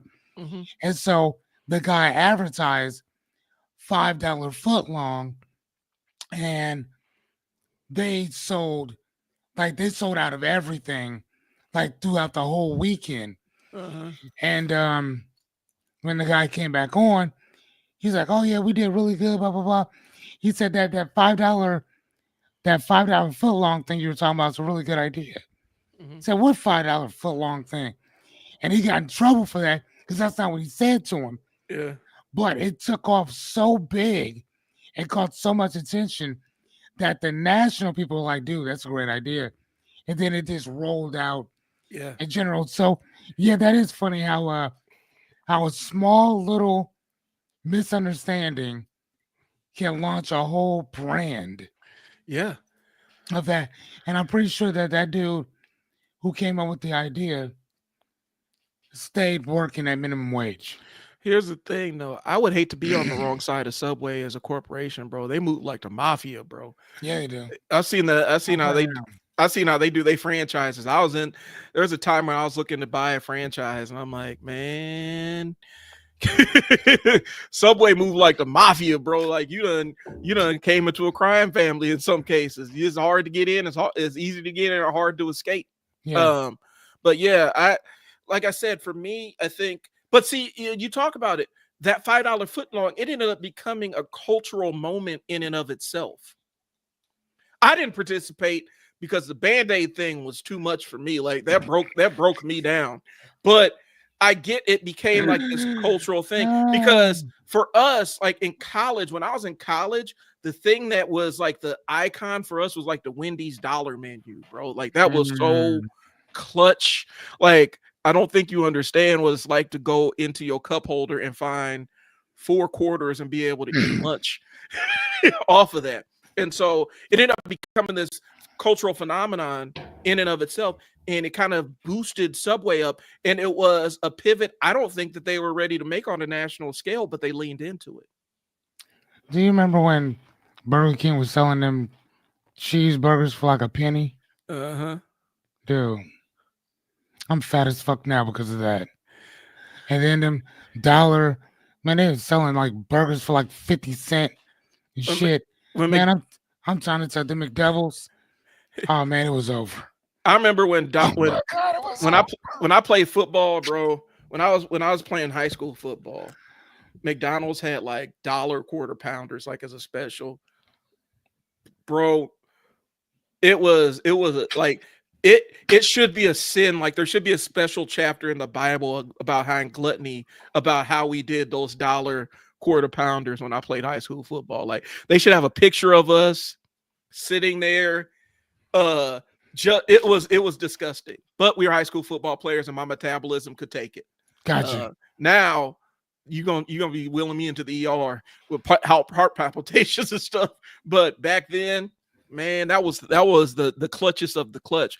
But again, I think the $5 footlong thing is you never know what that thing is, that pivot, You that have that no idea. You don't that know. opportunity that comes up You'd that you have can no lean idea. into.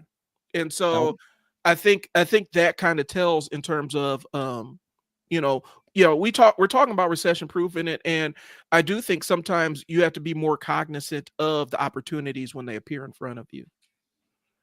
And I think that's what it primes us to. The $5, yeah, that 5 for $5.99 meal at Arby's is clutch too. Hey, I grew up in those times, man, where if a fast food restaurant had some kind of $5 deal, we was on it. We was on it. Right. And so, okay, so jumping back into the topic, we're actually almost done with. We've gone through a lot of this stuff, I'm bro, sure, man. in, out, and around it. Yeah. So we talk about safety. The next bullet point is safest and riskiest businesses in uncertain times. I don't know, because I see so many angles that I think that there are businesses where it looks risky, but there's going to be iterations of it that aren't as risky. And I think it all depends on what market you're serving. Okay. That's what I'm saying. And what is that again? Safest and riskiest industries in uncertain times.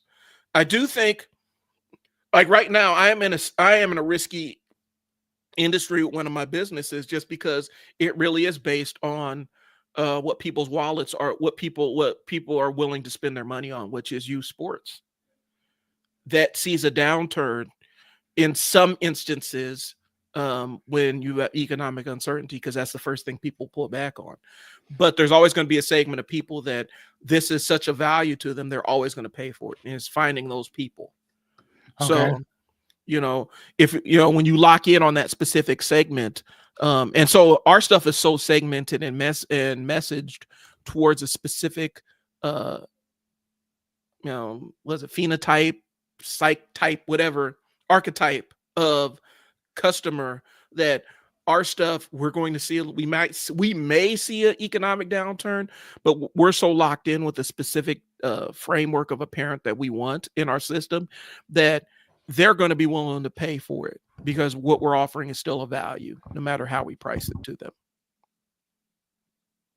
So I think it all depends on what your mind state is.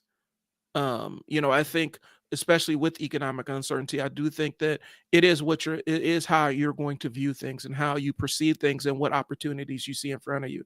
But I'm thinking like hospitality normally takes a hit when the economy slows down.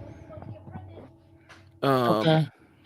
But then there's also the people that learn there's going to be the companies that learn how to master it. Last time we thought it was going to be restaurants shutting down, and a lot of restaurants did, but others started playing the game in terms of having delivering food to your house stuff. So it is. What do you mean? Last time when the pandemic rolled around, a lot of restaurants shut down. Oh yeah, yes sir, yes sir, yes sir. But then there are also, that's when we talked about it a couple episodes ago, the ghost kitchen started popping up. Yeah. And people started building restaurants through DoorDash. So like one of the restaurants that comes to the top of mind is Chili's. Chili's built an entire separate wing restaurant within Chili's that was specially just on DoorDash, right? I call it Showbiz Pizza. Chuck E. Cheese created Showbiz, okay. Chuck E. Cheese created an entire new high-end pizza restaurant that only delivered on DoorDash called Piccadilly's. Okay. And it was exclusive on DoorDash. They just used the Chuck E. Cheese kitchens to produce the pizza, and they put they put some strips of basil on it and said it was high end and shipped it out the door and charged people more. So I do think it all depends on how adaptive you are as opposed to specific industries. People say tech, and some of the people I know in tech are like, nah, don't come this way when the economic downturn hits. We the first ones. Right, yeah. Like Mr. Beast, those sandwiches that we were talking about before. Mm-hmm. Absolutely, man, those burgers are so good. Oh my God. But the place that they sell those at is actually Twin Creek Marcus Theater. Mm-hmm. Or whatever. So that's okay, tomorrow too. But that's how you find them. That's where you get them from. So if anybody's actually ever looking like, hey, I would like to buy one of those, well, that's where they are. You know, I know one. Okay, I can throw out one industry that I did pick up on from talking to my boy who does HR. He's out in Silicon Valley. He runs. He actually. It's another podcast that I'm actually distributing, which is called Career Level Up and how to be better at your job. And one of the things is they mentioned if you're looking for an industry that is kind of economic downturn proof and recession proof, if you're looking for a career path, you need to be looking into payroll, processing, managing payroll. That is one of those that doesn't really get impacted by what the economy is doing, because businesses always need somebody to make sure that their checks are getting out on time. So if that's the kind of gym you're looking for, that's what I can provide you. I know we've been on here for a little bit, Fearless. So are you ready to start wrapping up? Because I know you got some stuff going on. Or we got a little bit more time. I do. Hold on, what time is it? 12:16. Okay. We can do another 15 minutes if you want. Cool. You know what I'm saying? Like, yeah, wrap up in yeah, we can wrap up in 15. That's Okay. good. So digital services are things that happen that pop out during recessions. I think we're going to start seeing more leaning into AI. We're going to see an acceleration of the use of the technology, to be honest with you. We're starting to see, I'm playing around with custom GPTs, if you will, where you can basically have your own personal AI that has all of your working knowledge, and you can make it available to other people. I do think there's going to be some kind of lane for that coming up. I think people are going to utilize the emerging technology in ways that are going to shock and astonish some of you when things slow down. I know, and I logistics are crazy. I know that we can get in and talk about logistics and shipping and all that other stuff. One of the things is to be prepared for is sometimes you need to start taking, and it's something Fearless said earlier in the podcast about being homeless, is taking stock of what you actually don't need. And not saying you need to eliminate it from your life, but start squaring yourself with, if this thing goes away, I need to figure out what I'm going to do. And this is the product side of things. I'm talking about just raw products, but it can also mean bigger things in your world. But specific products either going to be out of your price range, or you may not even see them. Correct. And so the attachment to material items is something that you probably need to sit down and evaluate. If you have kids, it's probably sitting down and talking to them about, that Nintendo Switch 2 that you're really excited about. We got to see what happens in the world. That may not be a birthday present. That may be something that's Christmas time. You see what I'm saying? Or you may learn how to have to deal without for a while. So start preparing your family for stuff that, for the material things that you think the material things that may get impacted by this. A lot of handheld technology. I ain't upgraded my phone in about 2-3 years. I know people that upgraded every 6 months. Y'all about to be hurt. Y'all about to be hurt. And so it's going to start looking different. So figure out what you What do you mean by that? Because the way the supply chains are set up, bro. So right now we can't really get, like, all the supply chains basically globally are situated in and around China. Like, and iPhones, if I remember correctly, iPhones are made in, I think they're made in the Foxconn. I think that's who produces them. They also produce some Android devices as well, which is why the entire Android and iPhone thing is a little bit ridiculous, because the only thing that's different is the internals and the software they run. But I mean, all the components and stuff are pretty much the same.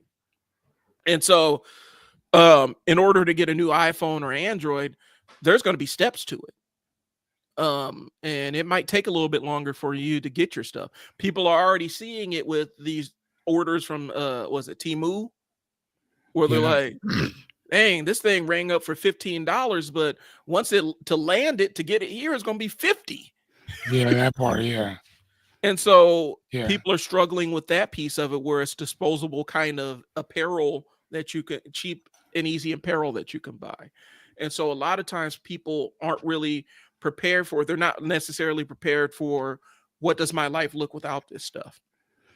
Right. Yeah, I like what Julie just said. She said when I was put on disability, my son and I learned in a hurry what we can live without. Yeah, because when you have to, yeah, there's there's there's nothing else you can say about it. Right. You, like, if y'all like eating from what is that, filet mignon or whatever, Yeah. that's that. Now it looks like hamburgers from it looks like that dollar menus. You gonna be dinner for a little bit. Go hit up You know them what I'm flat saying? iron, go get one of them flat iron steaks and chop it up, because that can be I mean, seriously. Or, I always tell people, man, open door mission feeds you for free. right. And technically, your tax dollars pay for that. So, yeah, I mean, I remember this lady said to me, she said, why would somebody go to you about business if they could come to us? Why would somebody go to you and you charge them for business stuff if they can come to us to get it for free? And I said to her, I'm like, well, isn't that the same thing of why would a person go to Longhorn Steakhouse and eat there Mhm. if they can go to the open door mission and eat for free? What are you talking about? Yeah. You know what I'm saying? Somebody's gonna pay for the shit regardless. Yeah, they're gonna pay for the You know what I'm experience, saying? They're bro. gonna pay for it regardless. I mean, I was just watching something about these people doing a whole $1,000,000 steak. Mhm. No, not million, $1,000 steaks. Thousand. He's like, dude, I've had one. Tastes just like any other steak. Right. But it's the ambiance, it's the experience that you get when you go in there that people are paying for. Right. You know what I'm saying? So if your whole objective is to make people feel good about themselves, then everything that you do for the most part is what you do. I mean, who gives a shit at that point? If I Right. can still get you from point A to point B with all the theatrics and all the other stuff, and this guy over here can do the same exact thing without the theatrics, but I'm gonna charge you an arm and a leg for it, and he's not. Some people are just gonna pay for that one. Mhm. Other people will pay for this one because they like to be entertained. Fucking wonderful. Give it to them. Well, and people pay for the things that they value, right? Like, That's all it is. we went to Mahogany Prime, and that's the expensive steakhouse around here, or one of them. And the food was good. Well, I'm not disparaging it, but I've had better steaks in cheaper places.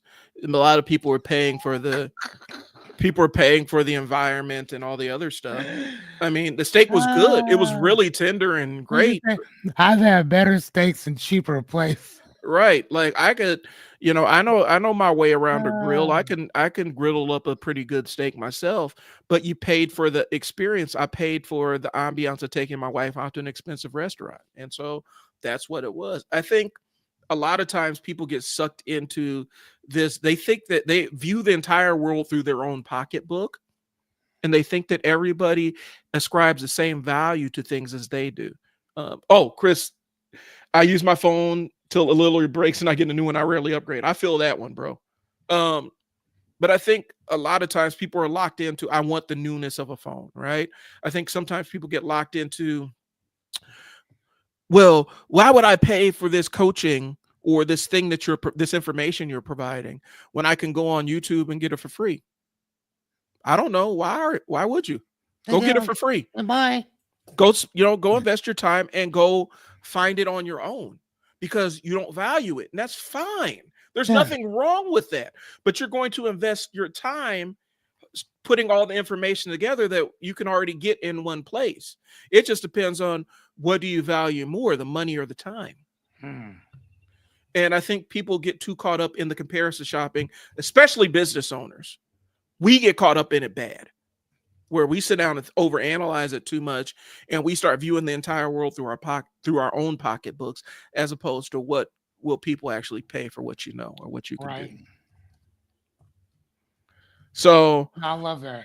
and that is the comparison thing. Why would I pay for this when I can go get it?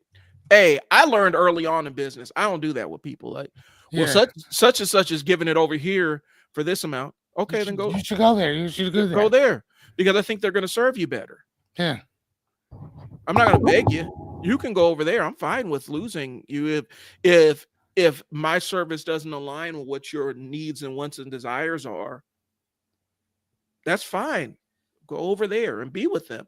Give them, you could pay them for it and you might be more happy with the service. I'm cool with that.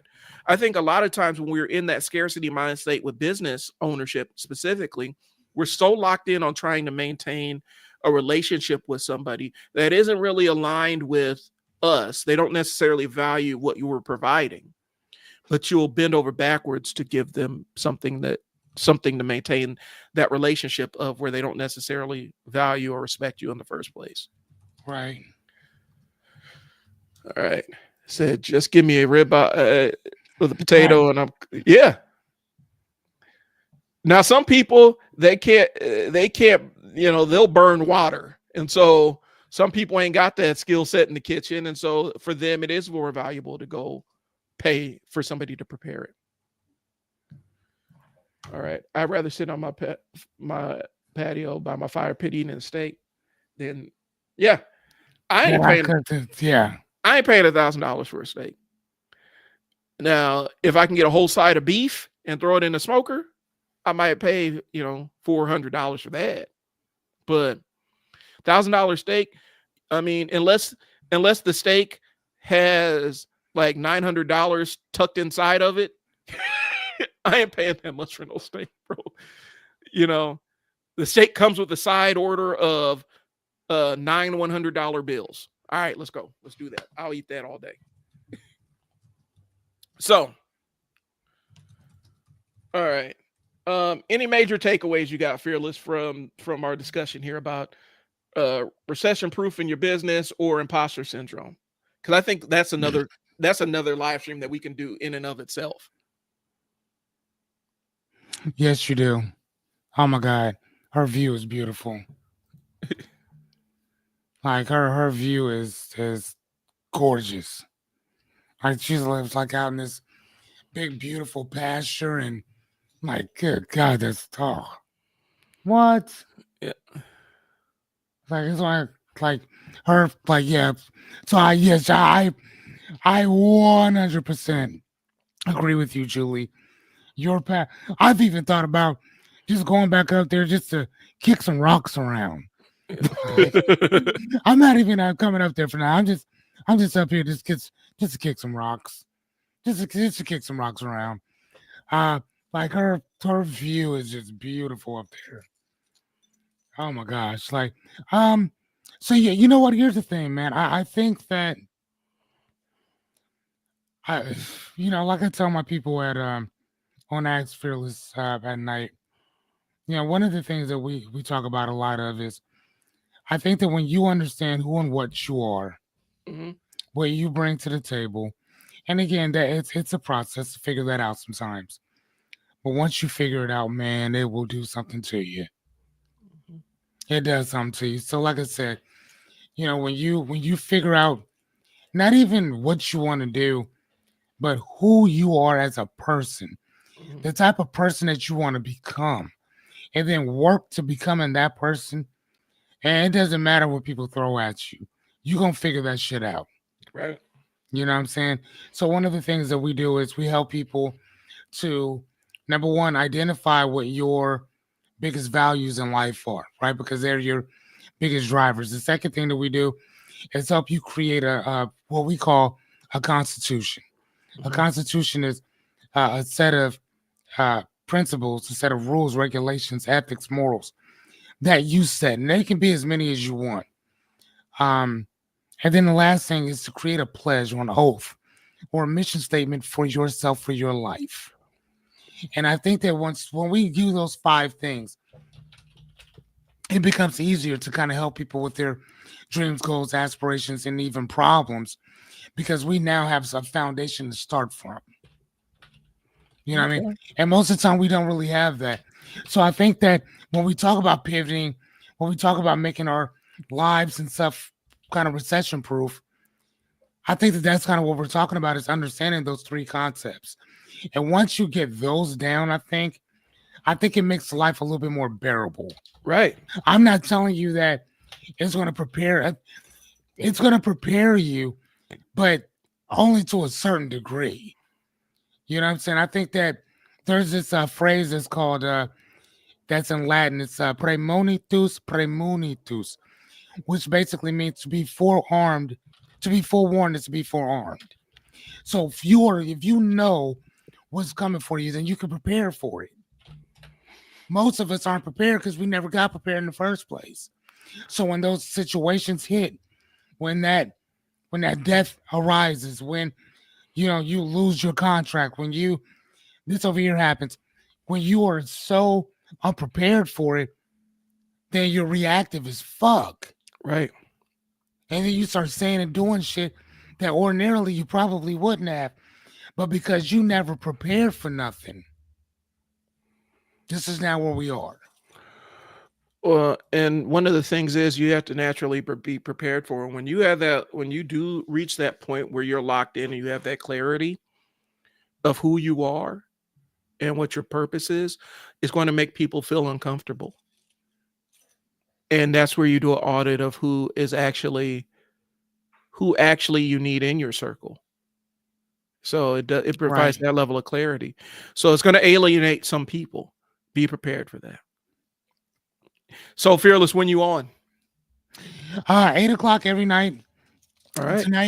Tonight we are celebrating our 40th. 40th. We always clap for ourselves. We do a proverbial clap for ourselves because if you don't clap for yourself, nobody else will. Okay. A proverbial 40 40 episodes. Again, thanks to those individuals who helped me get here. Uh Jessica, Julie, all that good shit. So yeah, I mean, even you helped me for, just to kind of get me started and putting a camera in front of my face, grabbing the microphones. And if you guys can see, I have a red, what is these called? Pop stickers or whatever I think that they call. I got a whole bag of these things, but I love red.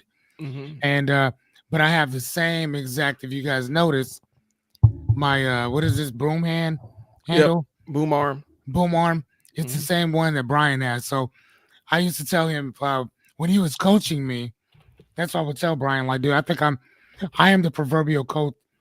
I'm the proverbial client that you actually need.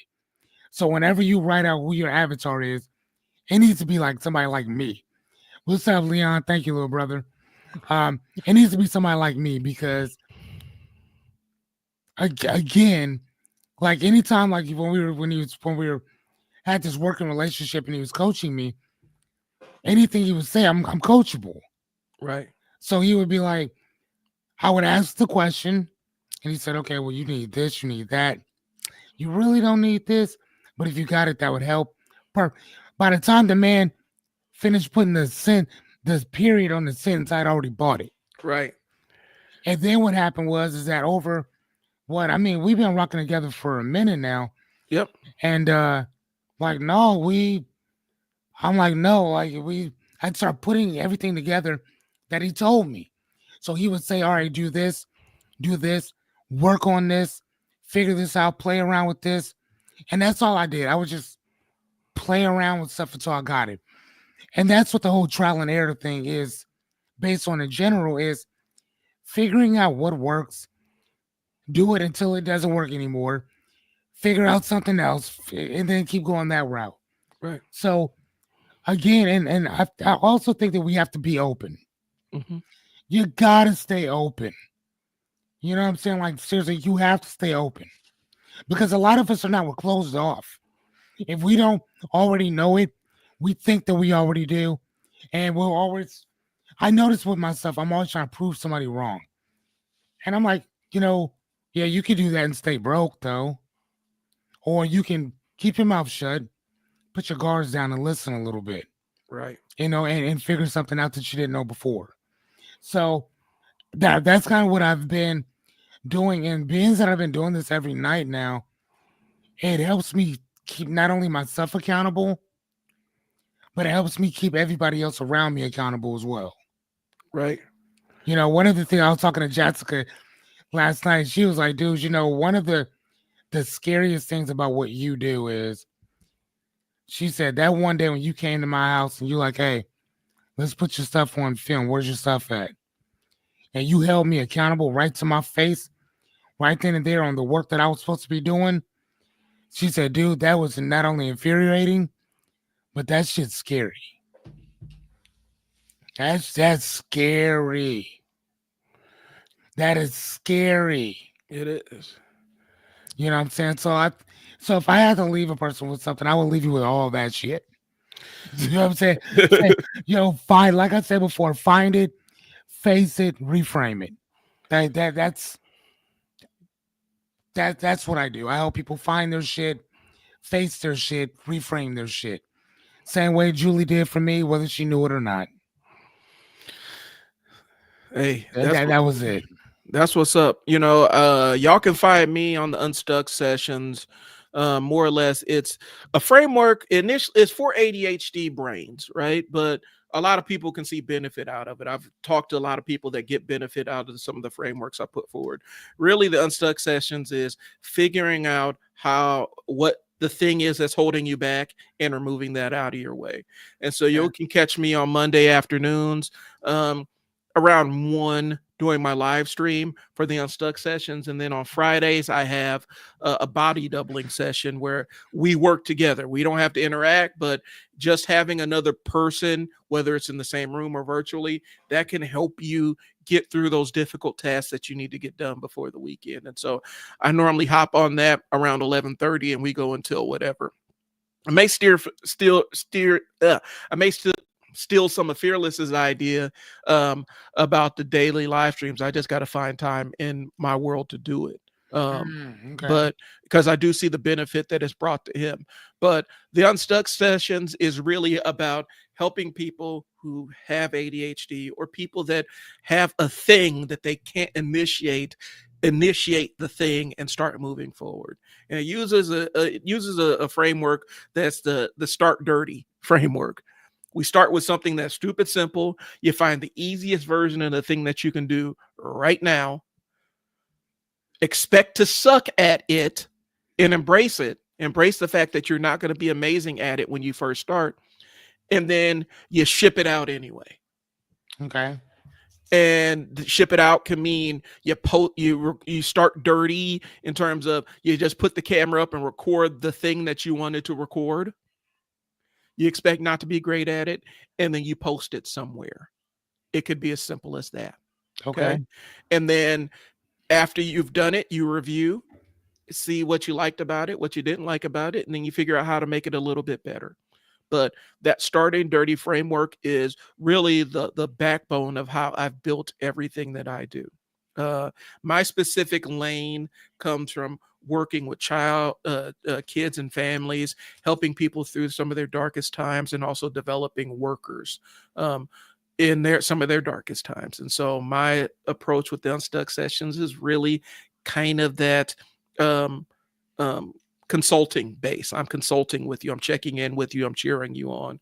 And so that's what we do on the platform. And so, and you can catch me on Mondays and Fridays.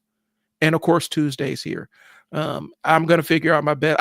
Matter of fact, I just did an episode yesterday using, I wasn't using StreamYard. I was using the Meld Studio. And that one was a hot disaster.